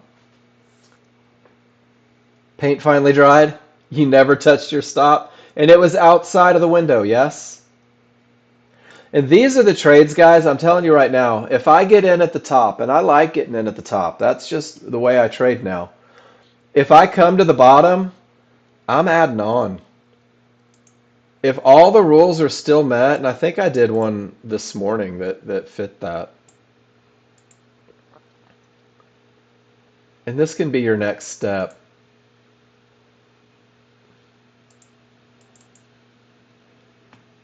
So I took a trade, and then when it pulled back to my area inside of favorable large triggers, I added on to it. And I just took 3 contracts off at $100 and ended up going break even on the next one. That's great. You made your quota earlier for Apex? Nice, Cav. So here's the question. If you already hit your goal, are you going to keep trading or are you going to go to sim? Are you going to leave that goal in the bank or are you going to risk it? Jose, beautiful. Same trade, right? You get a little bit over here, odds favorable. Jose said, I think this fib can hold, but it may go lower. He goes, I'll just wait for a little confirmation. You are. You have to trade every day, Cav. So you've already reached the funding level.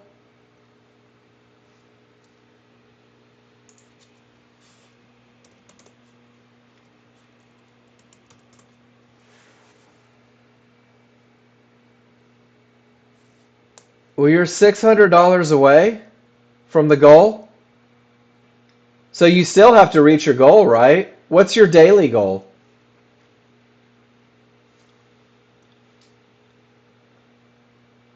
And have you reached your daily goal? So there's two ways to do it, Cav. You can either just keep trading normal, right? Whatever, you're good, it's early. Or you can say, I reached my goal, I must stop, and I'll go after my goal tomorrow as well. So if your goal is 600 and your apex funding is, or if your goal is 500, your apex funding is 600 away, doesn't it stand to reason that you're 2 days away from reaching your goal? I can't give trading advice. I can't at all. Are you going to follow your rules, Cav? Do your rules work? So here's what you can do. Some people will say, and guys, let me just tell you what people do because I'm not going to tell you what to do. I can't. It's illegal. If I reach my goal and I'm hell-bent on still trading, which I don't do anymore because I tend to give it back. I start feeling invincible when I reach my goal super early and trade later. And I was telling someone over the weekend, I've had days where I've been up 1,000, 1,500, and then down 1,500 by the end of the day because I feel invincible. So for me now, if I reach a goal, I'm done. I shut it down. I don't trade anymore. I just go to simulator. I go to simulator. I can also tell you guys that I funded an Apex account once, and I'm not proud of this. As I funded an Apex account once, I had everything done by the third day. And so I had 4 days that I had to trade live. And then when I all I had to do was enter and exit on a micro, right? Like Chef said, all I had to do was enter and exit and then go to sim. I didn't. And I actually ended up blowing out that account. It was over its goal. And I started forming opinions and feeling invincible and blew out the account. So I'm a big fan of when I reach a goal, stop a goal. Um, Gino, do synthetics inside of large triggers on the small cart? Nope. Synthetics aren't areas. Synthetics are moving averages. Areas where trend trades come from are fibs, mid bands, yellow one-to-ones. So, and then your large and synthetic, the areas are inside of them. That's the high probability trend trade. Does that make sense, Gino? I'm looking for a bounce point. These are just moving averages. I'm looking for something a little more concrete to bounce off of, something to give that trade, something to ricochet off of. Guys, look at crude oil stuck in a range. Then there's your NASDAQ, weak triggers, weak triggers. See how the area is beyond the trigger lines here? And down it goes. What a great example of why our areas should be inside of favorable large triggers. Because if you thought, man, everything is up and my path is clear, but I don't have momentum, I'll just hope this little green line carries me to the promised land. Rule number 3 says it needed to be inside of favorable large triggers. Rule number 3 wasn't met 100%.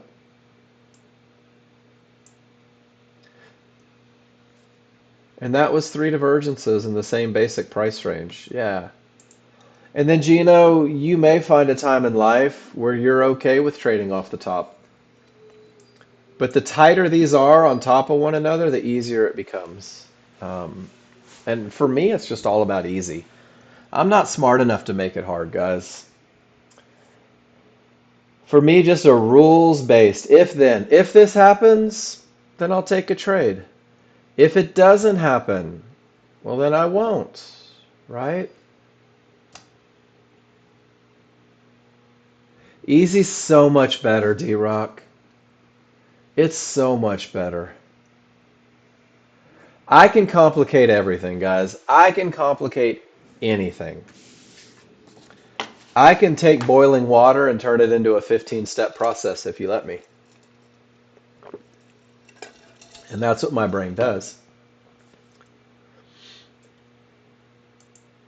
And we're about to get into our second break. I want you guys to see something. I'm going to make this wider.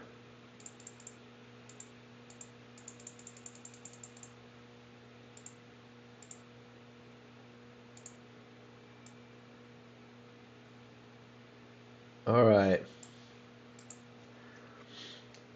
We can't see blue or red, right? But we can see odds favorable, and we can see that we're one tick away from a clear path. What does this divergence mean over here? Little loss of momentum, right? It stands to reason that with this loss of momentum and the small's not super strong, that a little deeper push may be appropriate. And then Paul says, I love that little deeper push. Let me take an entry 2 ticks above a midband inside of favorable large triggers. I'll look to make quick profits here, and I'll look to make quick profits here. And Paul, you are on your way, brother. Nice trade.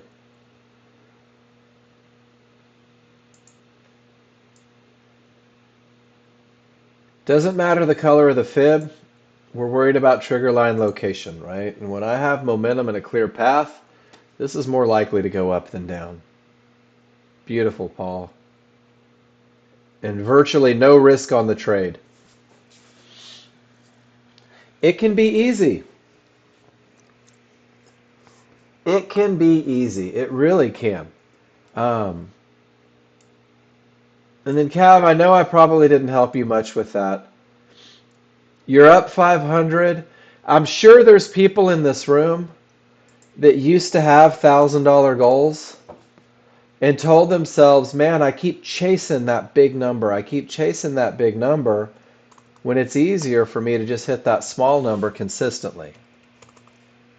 And $500 a day is a $2,500 week, is a $10,000 month, is $120,000 a year. That's not bad for a couple hours of your life every day, is it, guys? $500 a day is pretty kick-ass. And Paul, you say that the small daily goal has changed your mentality? If you trade well in the morning and not in the afternoon, trade in the morning. Understood, Cav. So, Cav, if you can consistently make, and let's go through this, right? If you can consistently make $250 a contract, do you think you could pull that off every day? That's only $250 a contract. Yes. So what is it on 2 contracts? What is it on 4 contracts? What is it on 10 contracts? It's the same $250 a day, Cav, and everybody in the room. But if you can effortlessly make $250 a contract, and I think anybody can with what we do, then where does the disconnect happen? Where do we start giving it back? I think what you'll find, either way, the math is exactly the same, Cav. It's not the number of contracts or the goal, what it is, well, it is, or the number of accounts. It's $250 per contract, right? Whether it's 10 accounts or 20 accounts, it's still $250 a contract. So what's the best way to get to $250 a contract? Do you need every trade to do it? Do you have to be in every move? No. And I think this is where, and guys, this is common for everybody. If your goal is $500 a day on a 2-lot, and that's it, that's all you have to do, shut it down. Be done. It's okay. Because if you're up $500 and you shut it down, you can't give it back. You're guaranteed that $500. But this is where you have to fight that. Oh, man. But there might have been more. There could have been more. There could have been more. And Cav, if you're trading 10 accounts on that $500, that's a $5,000 day. That's a $25,000 week. That's a $100,000 month. I don't know what your income is, but that's a pretty good month for most of America. You don't, Collie. You don't need to have more than one account instead of 6 or 10, etc. The idea for some people is that, let's say you're trading Apex, right, Collie? And you have a $2,500 threshold, stop loss, right? and you lose all the way up to that threshold and it's gone. Some people feel more comfortable. Instead of losing $2,500 on a trade, they would rather lose $250 a trade on 10 accounts. So what it does is you're not over leveraging going into it a little bit, but depending on the size of the account, you're not over leveraging anyway. But mentally, guys, you got to know what mentally makes you feel better. And Cav, I totally get what you're saying. There is something mental about the idea of trading 10 contracts. And wait till that goes to 100 contracts, right? But Cav can circumvent that mental feeling through literally seeing on his chart it's just 2 contracts. And it's only 2 contracts worth of risk rather than 10 contracts worth of risk. And that $25 is all he sees. He doesn't see $250.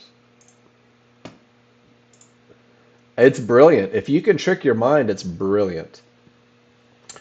Termination creates a reversal, gives odds favorable, and it pulls right back. Cav, rock star, brother.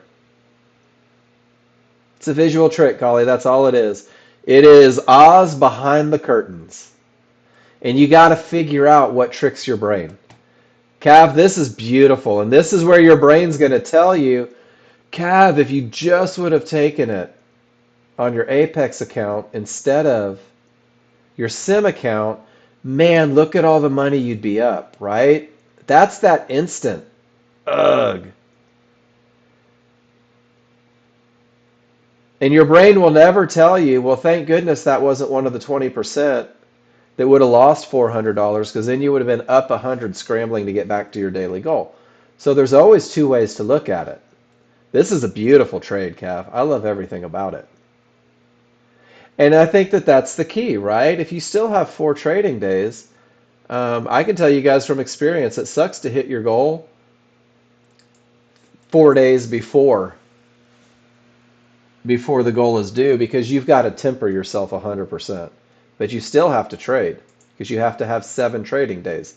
Not just 7 days, but 7 days where you took a trade.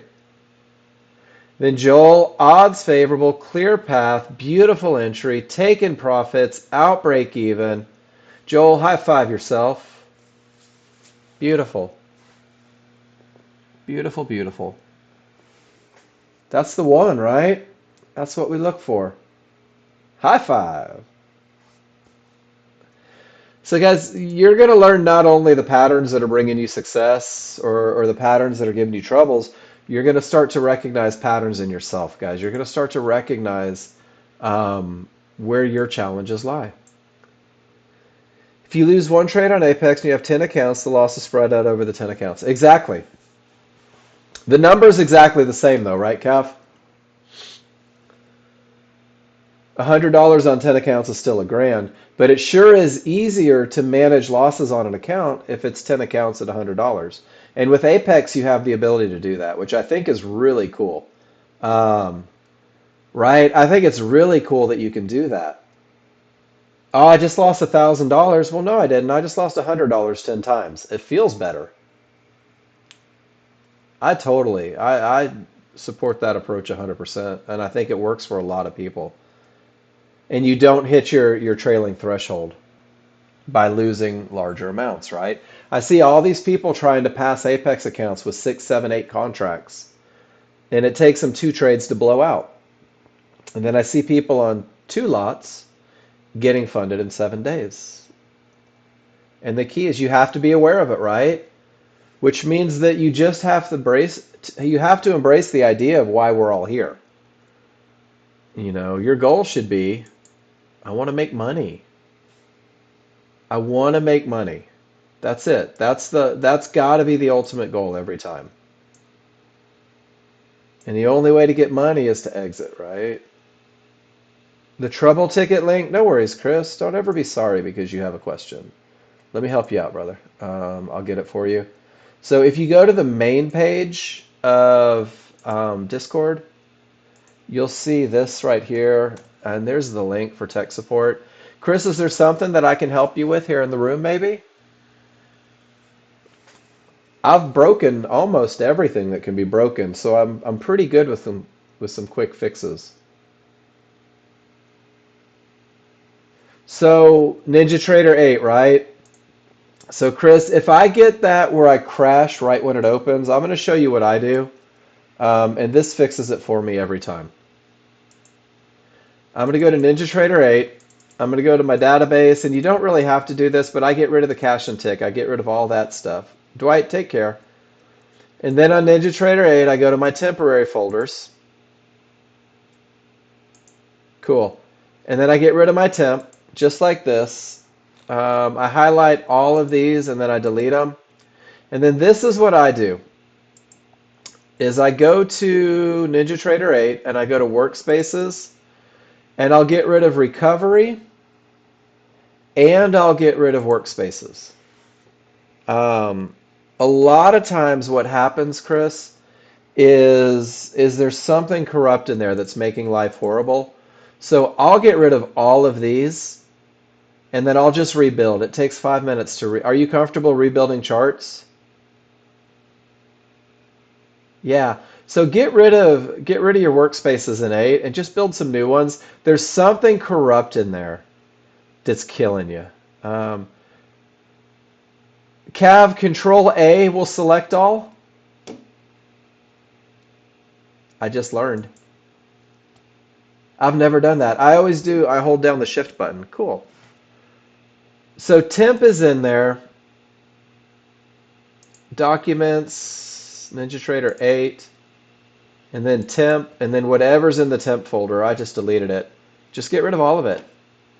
And then under workspaces, go ahead and, yeah, kill your workspaces. Build some new ones, and it'll get you taken care of. And you'll have that done before Jason would have gotten from you. I'm saying 250 per contract. So that's it. So D-Rock, if you take a trade and you make $100 on your first contract, and you make $200 on your second contract, you've just made $150 a contract, right? So you're $100 per contract away from your goal, right? Which means if you take the next high probability trend trade and you crank out $200 worth of profit, maybe both of them right at the $100, didn't you just hit your daily goal on 2.5 trades?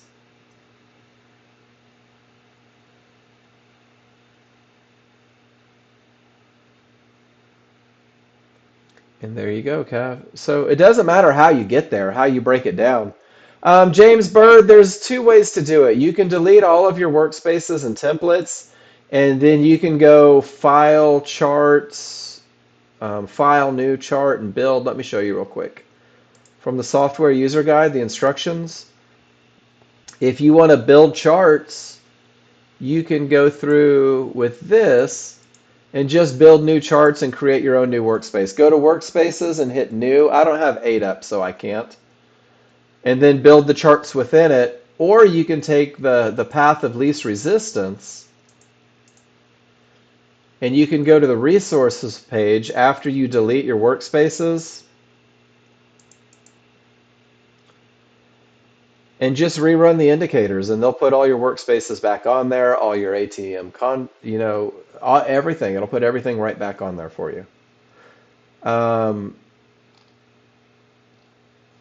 So I do it the way I told Chris to do it because I'm very comfortable doing it that way. I'm very comfortable building those charts quickly, and it's not like I use a lot of charts. If you're not comfortable doing that and you want to do that fresh reset, just go through and download the indicators. And then the whole thing there is, let me scroll down.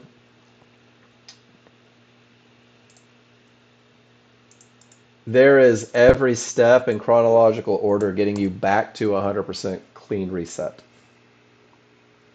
Both work, I've found.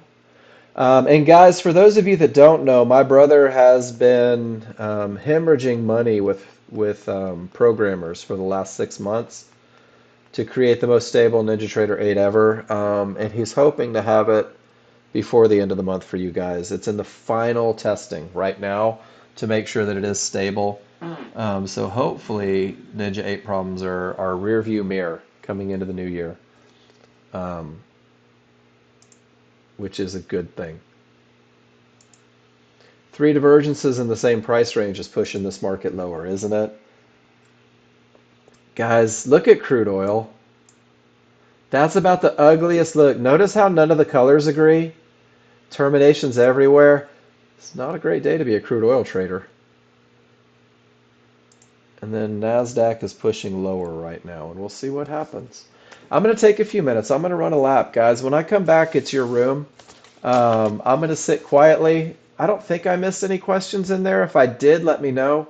Repost it, point it out. When I come back, guys, I want you to tell me what we're talking about. If there's a concept you'd like to speak on, whether it's terminations, if it's curiosity about stops and targets, anything. There's nothing off limits. Post it in the room. I'll see you guys in 5.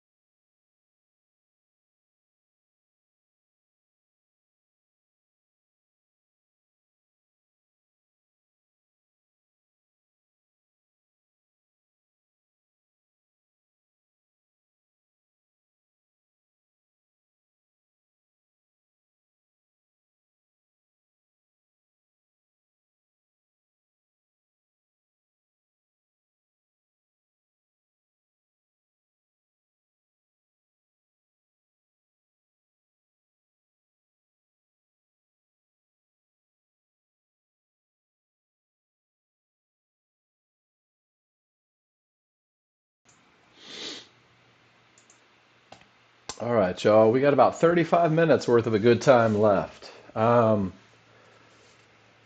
just go through our chart reads. This is the S&P. This is my large chart. The direction is down. So from direction, I make sure that I have odds favorable momentum. Smalls below the large are wide. They're angled in the direction of the trend. Rule number one is met. And then I go into rule number two. And rule number two says that price, if it reaches an area and the triggers remain above, the area is not broken yet, guys. And I want you to see this. Large triggers are above this fib. They're above this fib.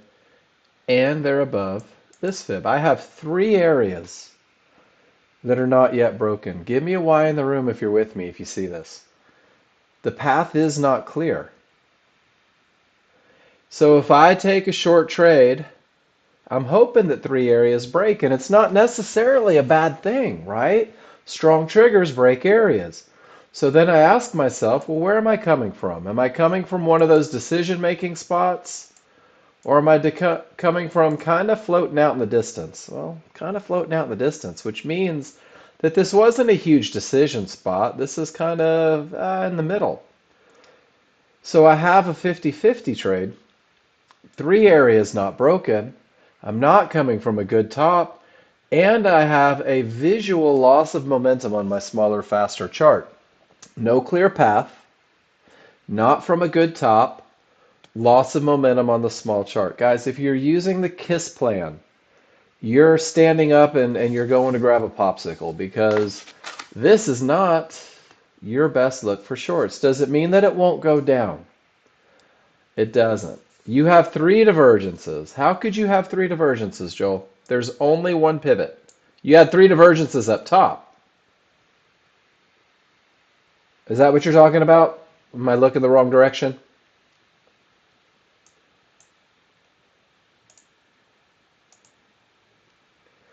Three divergences, three losses of momentum might push it lower, right? It lets you know don't take that last long trade. But the likelihood of this midband and support breaking from a bad top goes down. It goes down even more with divergence. So just walking through what the market is saying, what my indicators are telling me, and what it means to me as a trader.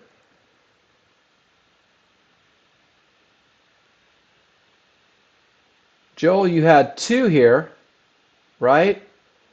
Great management on the first one. So the first divergence is coming from way out, and it is in the same direction, same area. And there's your fib, right? Not broken, two divergences. I wonder why we have different pivots. Let me go back and look at mine one more time. I didn't get that. So one of us, and it's probably me because I haven't done a lot of work on it and I change things all the time. I'm not showing that second divergence. So yours is giving you even more red flags than mine is. Always trade your charts. But going through that process, right? Not a good top. Divergence is down here. Three areas not broken. If you haven't done anything in the last 30 minutes, guys, you're dying to take this trade to the downside, hoping that it works. And you have both of them. Then, guys, it's probably me. It is probably me. So I'm going to do this real quick. I'm going to stop the motion on my charts. I'm going to disconnect from my live data. And I am going to reset and repair my database, and I'm going to see if that changes the look a little bit.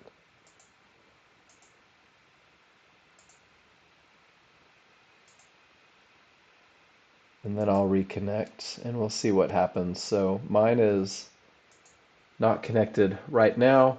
You guys have more than I do, telling you that things probably aren't the best of the best. And mine's going to refresh real quick. And guys, all I can do is go back to my plan. What does your plan say? It doesn't hurt my feelings if your plan isn't my plan. In fact, I'm kind of thankful everybody doesn't look for the same stuff, right? What's the old saying? Grandpa always said, If we all looked for the same thing, everybody'd be chasing grandma. So, what does your plan say about multiple divergences from a bad top on a 50-50? Mine says, just don't do it, Mark. It's probably not worth it. You're hoping all these areas break. You're hoping this divergence doesn't create a problem. No, mine's still there. I may need to do a full cleanup. I do too, Joel, and there's always discrepancies. And then Cav going long against everything. And took the first long against everything and got run over. And then you waited for the close on the correct side and it worked out. Good lesson there, right, Cav?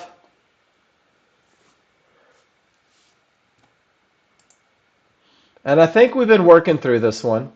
You're forming an opinion that this is going to go up, right? And here you don't have the information.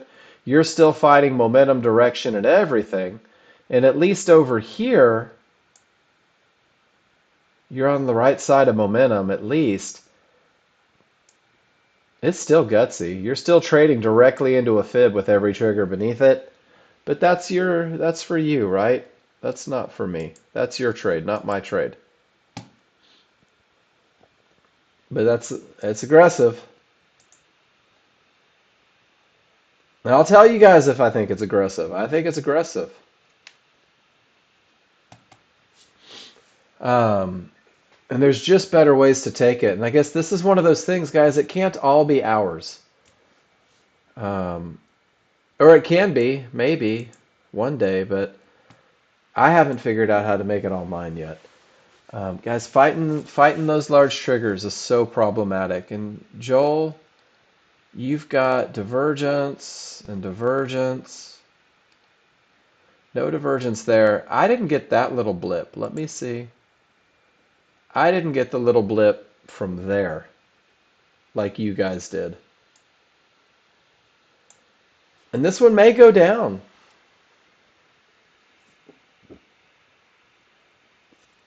It may go down. Joel, mine probably needs to be rebuilt. Simple recipe. Stay on the right side of momentum. Stay on the right side of direction.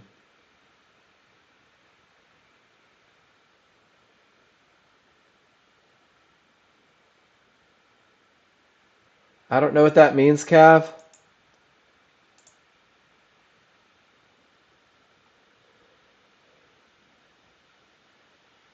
Termination, weak triggers. Paul says, I'm not going to take that one on gold.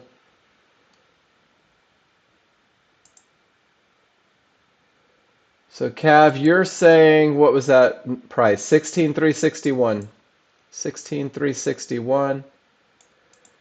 You're saying from a bad bottom into a termination with two divergences against it, that's your long trade?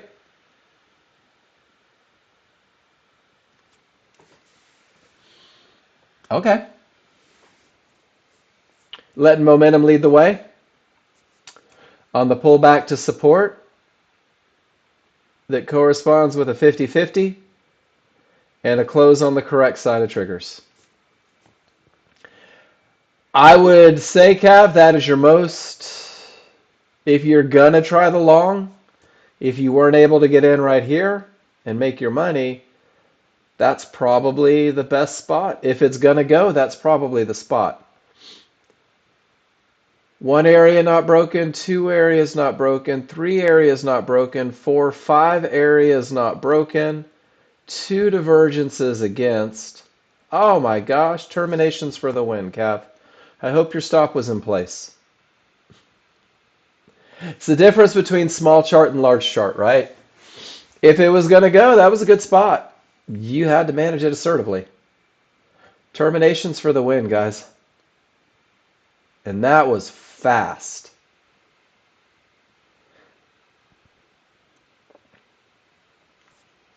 And I think this goes back to, we were talking earlier, Gino, was it you?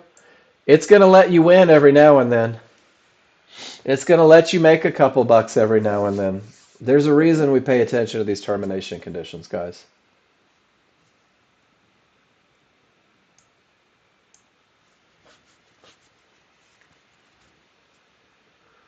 In Cav, that would have been a very calculated entry, but you would have had to manage it aggressive as all get out. 69 was your first trouble spot. No way I would have risked. You probably got slipped. And then there's a 50-50 again with divergence, and it blows right through the midband. Kiss plan keeps you out. High probability trend trade keeps you out. And then you start refining it the way people do, right? You start seeing more opportunities. You go through. When you know what you're up against, it becomes easier to manage. And guys, I don't ever think that you're in the wrong trade. I just think sometimes people find themselves in the trade without understanding what they're up against, and they hold and hope. Hold and hope, guys. That's a tough way to trade. What would you like to talk about?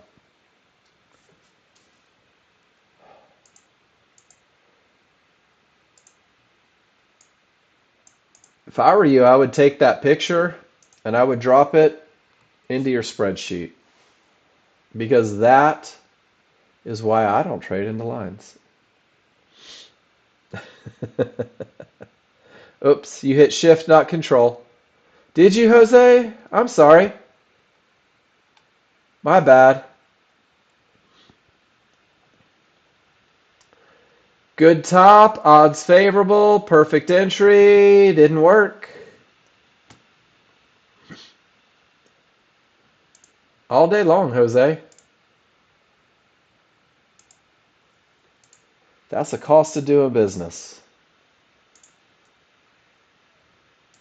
Man, that's just low down when they do that.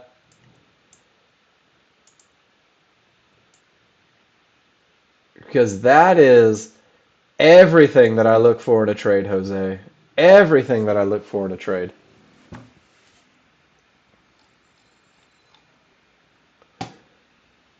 All day long too often.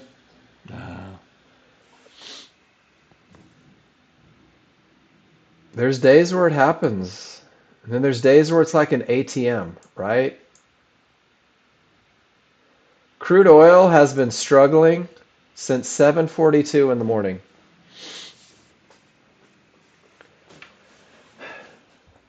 D-Rock, I would have to look at my plan. And if my plan says that if I have odds favorable momentum, and if I have a clear path, and I have an area inside of favorable large triggers, all day long, D-Rock. It's not a matter of whether or not I would or I wouldn't. It's just, does it fit my rules? Chef, that was your one. Does that make sense? It's just whether or not it fits my rules. That's all it is.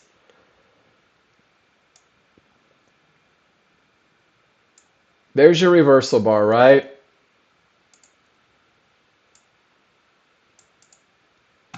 There's your window.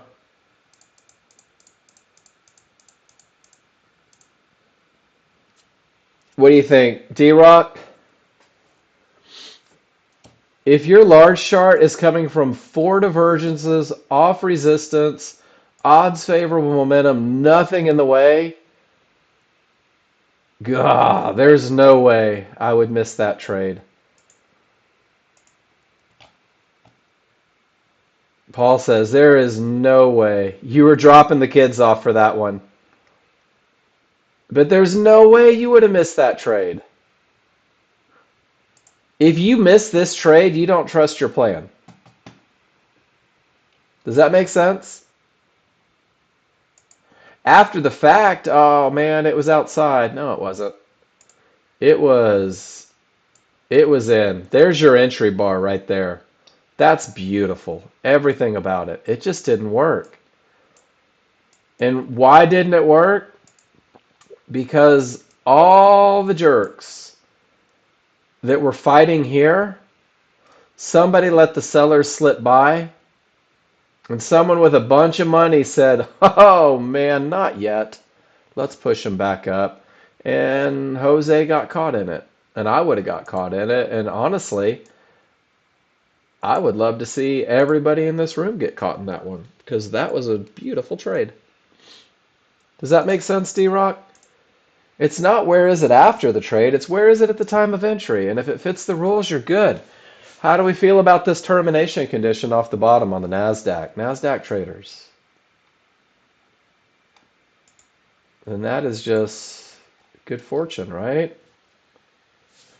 Man, you caught that, Cav. Nice. That was so fast. And you caught that. I'm not going to lie, I'm impressed. Guys, NASDAQ is fast on its own. Cav, that's about the best darn momentum look you could ever have to take a trade. But it happened in a split second. Look at that, 31.44. When it starts showing you the seconds on there, you know it was fast. Dude, that was beautiful. And look at that easy win right down to the fib. Solid. That's the apology when the one that you tried earlier. But isn't that cool? Crazy strong and a clear path is always easier. Always easier. Nice job, Cav. And then Joel, just nothing to do here, huh? Larger up, smaller down, coming off a resistance, no areas inside of favorable large triggers. Hurry up and wait. And then look at that. 50-50, pivot, stop out. Divergence says don't try it. 3 divergences, pivot, stop out, weak triggers. Off it goes all the way to resistance. That's amazing. 50-50. 3 divergences, 4 divergences on a 50-50. It's still climbing back up. Just a little slower. And then now we're in decision-making point, right? Resistance, resistance.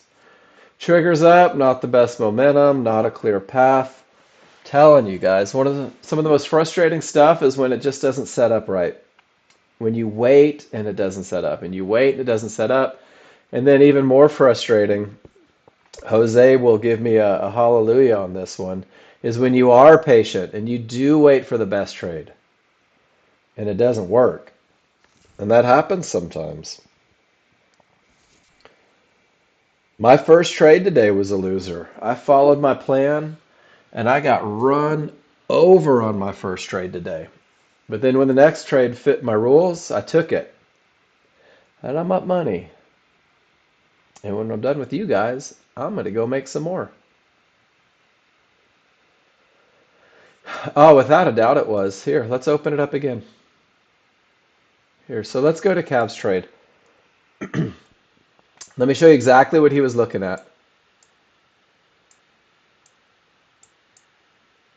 And let's give a circle on this pullback. And I want you to see the way it looks on 2 charts. Everything starts with the good top. Everything starts with the termination condition, right? And then from the termination condition, while some people were still thinking about going long, and we talked about it right when it happened, everything said, nope, we're not going long. And the market just rockets.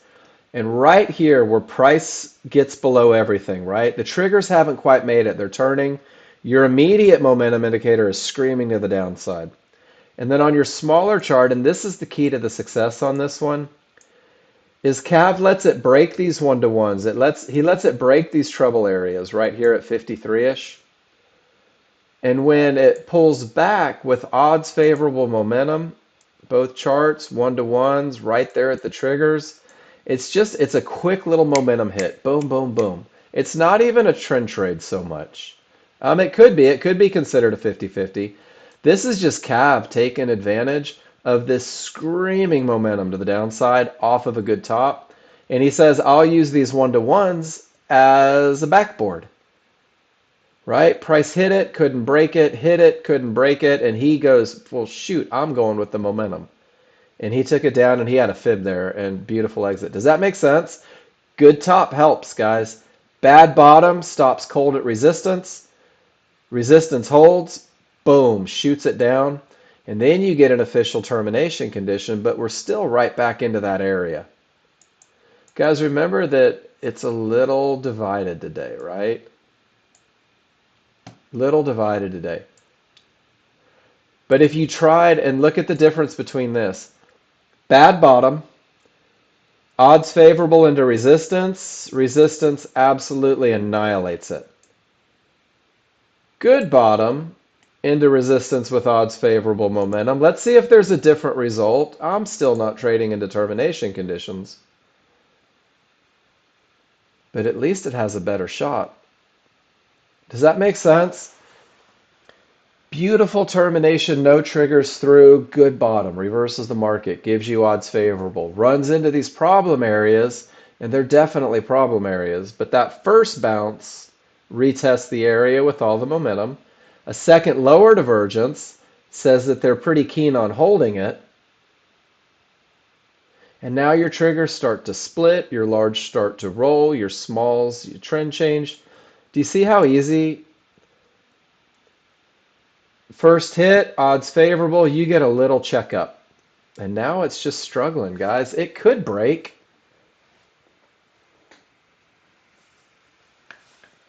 It's more likely to break because of the good bottom, but until it does break, it's hope.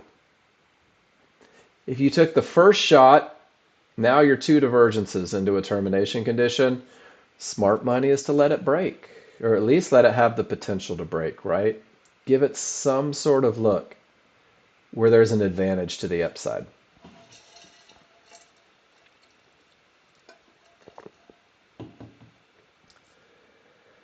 Maybe 5 ticks. I agree, D-Rock. 100%. If you took that short, and let's just go back to, we'll look at Jose's picture because it was, or let me find one here. We'll look at Paul's because it's closer.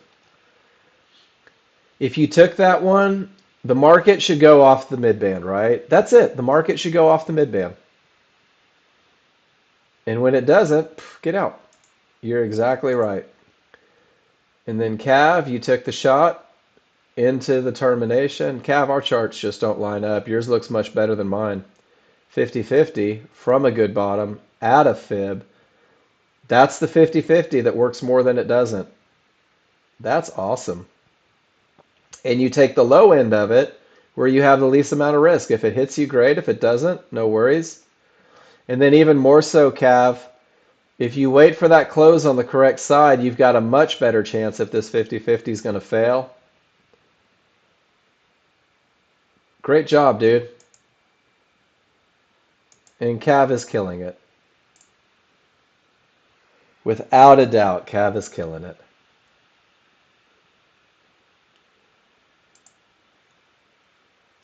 Man, there's always something to learn. I firmly believe that. There's always something to learn. Guys, I learn every day. Um, I sit with spreadsheets in front of me or checklists in front of me. I rewrite my rules 100 times. I go back and do market replay. I use my brother the same way I want you guys to use me. He's my sounding board. He's that set of eyes because he doesn't have any emotional attachments to my trade. I have no emotional attachments to Cavs trades. So it's just me saying what I see, right? And whether it's a good trade or a risky trade, that's irrelevant. It's Cavs trade. He is on the NASDAQ, D-Rock. More opportunities, especially for what he's doing. There's more opportunities for him on the NASDAQ. I trade NASDAQ, and then I will look at crude oil every now and then, but I don't seem to have any problem reaching my goals on only the NASDAQ. And what that does for me is it keeps me from having to split my attention. And the class that John teaches, D-Rock, I told you, I took his class. I was his guinea pig. Um, so he taught me before he started teaching this class, and it's just a little a different approach, and there's a lot of great opportunities. Um, and I think that D-Rock, you could trade your KISS plan and you could incorporate the NASDAQ if you wanted to. And I think that you would be very successful with it. Whoops. You would just want, I think your chart reads are good enough now that you're good with the speed. You would probably dissect it fast enough to be okay. But there's just a couple little things on entries. And I'll show you on Cav's chart. And it's not that Cav's entry was wrong. Let me stress that. On NASDAQ, there are two types of entries. There are entries. Large chart still has to lead the way. This is the most important thing, is the large chart has to lead the way.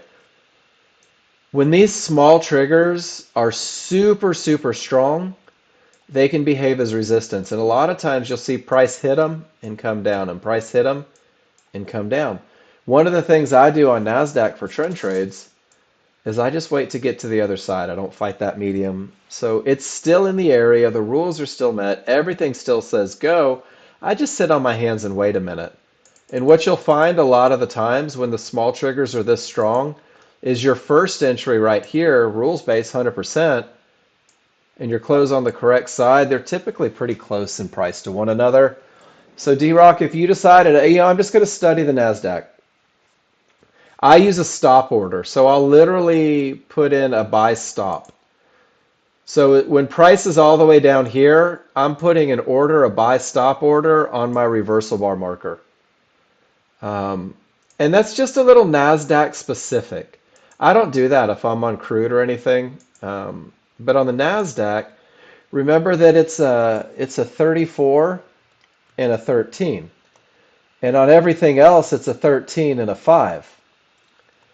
So the same way on the S&P, and let's go to one of the 13 and 5s, I'm not fighting these small triggers super strong against me, right? It just doesn't make any sense. I'm not going long against these. This would be your entry chart on the NASDAQ. So if you were looking for a long trade, it doesn't make any sense to fight these triggers. So kind of the same thing. I'm going to tell you right now, I blew out 9 Apex accounts learning it. So simulator is your friend trying to get going with NASDAQ. And then, of course, bringing your pictures in. It's just a little less often. The patterns are the same. We did this the other day. Watch this. If I go to my instrument manager and I type in cattle, do you guys want to do feeder or live? What do you think? Pick one, D-Rock. Feeder or live? Live cattle. Okay, I put it over here. So I'm going to do this. I am going to build a new chart. And I'm going to build it with live cattle. ESNQ. Ah, where did it go? Hold on. I didn't put it over there.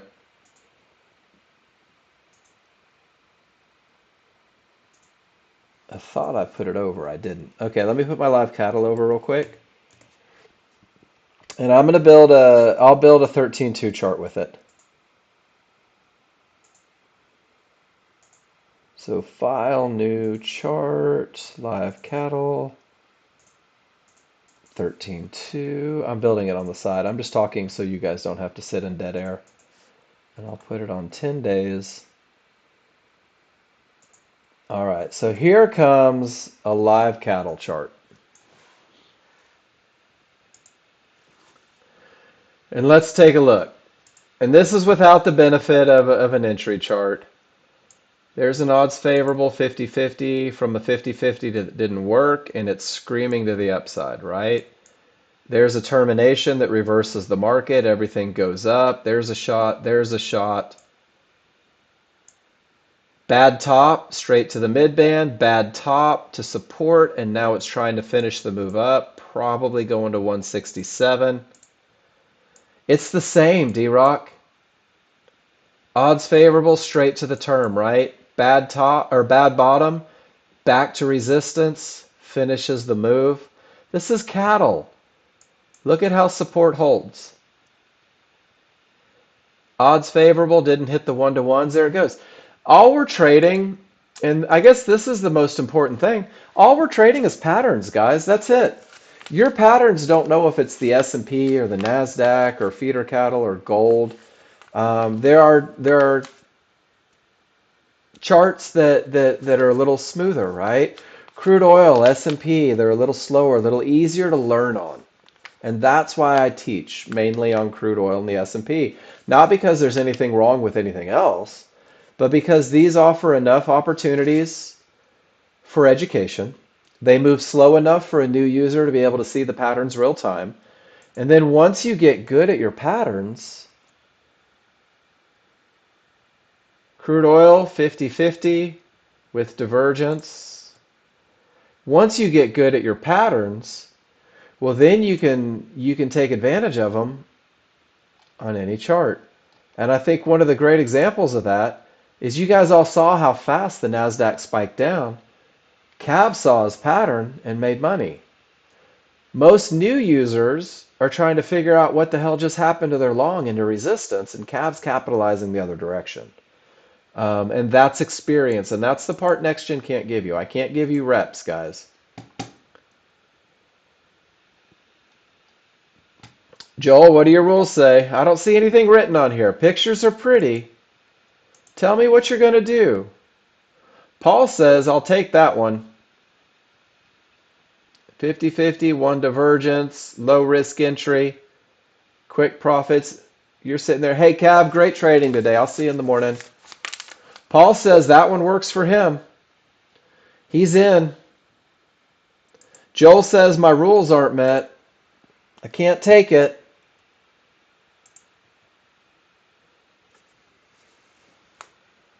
Paul says with that many fibs inside of favorable large triggers, he's willing to take a shot. D-Rock's rules aren't met. Joel's rules weren't met. That's cool, guys. If we all like the same thing, we'd all be chasing the same girl or boy. Nobody's wrong. If you didn't take this trade, you're not wrong. If you took this trade, you're not wrong. Unless it doesn't fit your plan. And your plan should have already established a statistical advantage, right? And then did you guys see Friday's picture? This was my new favorite. Ah, where'd it go? Get back up there. I followed my rules. It was a good death. If your rules are met, your rules provide a statistical advantage. They should. If they don't, then there's a problem with your rules. You have to be willing to take a loser, guys. You have to be willing to take a loser. There's nothing but up and down in the market. That's it. The pain that you feel from a winner or a loser is all self-manifested. And you're mindful of exhaustion bands on the 8 range, specifically with divergence, D-Rock. So your plan has changed a little bit, right? You've incorporated a third chart. That's okay. There's nothing wrong with that. And D-Rock, what you're going to find with a lot of study is that you've got to find the harmonious balance between the three. Does exhaustion on the 8 range with divergence mean that the up move is over? Or does it mean that maybe the up move continues from a lower spot? Or does it mean that you wait for a confirmation to take a stab at that up move from a lower, So you'll create these if-thens based on what you're doing. And when you incorporate a new chart, guys, when you incorporate another chart, you open up the door for more possibilities. So I use 3 charts. And then Paul uses the signal off of the market flow to reduce his risk. I like it. That HVA is going to be your trouble spot, Paul. That's your first trouble spot. And I know that it's not your 10 ticks, but this, if you're going to get another lower divergence represents the spot where it's most likely to happen, right there at 25. One way you can use. It doesn't mean that it's guaranteed to, but when I'm in these trades and I see that problem, that magenta line, and I'm into what isn't a high probability scenario, I don't have any problem at all taking 8 ticks on my first contract. Hell, I don't have any problem taking 8 ticks on my first 3 contracts and letting the next one run.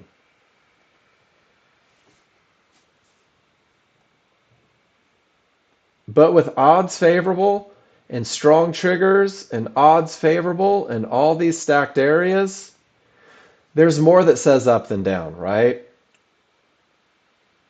Greed does. And we'll see what happens, but the areas still aren't broken. So when you know what you're up against, it makes it easier to manage. I guess that's the point on that last one. Guys, how did we do today? Did you learn anything? RJ, how are you doing? You were quiet today. Nice to see you in here. Guys, I'm going to be back tomorrow morning. We're going to do it again. Contract roll first day is always kind of a funky day. Hopefully tomorrow is a little more flowy. And guys, when you post that you're in trades in this room, I do my best to not throw any juju one way or the other. I'll talk about it. That's it. If there were no divergence, Joel, you would have taken it. But there was. So no matter what happens next, are you cool with it?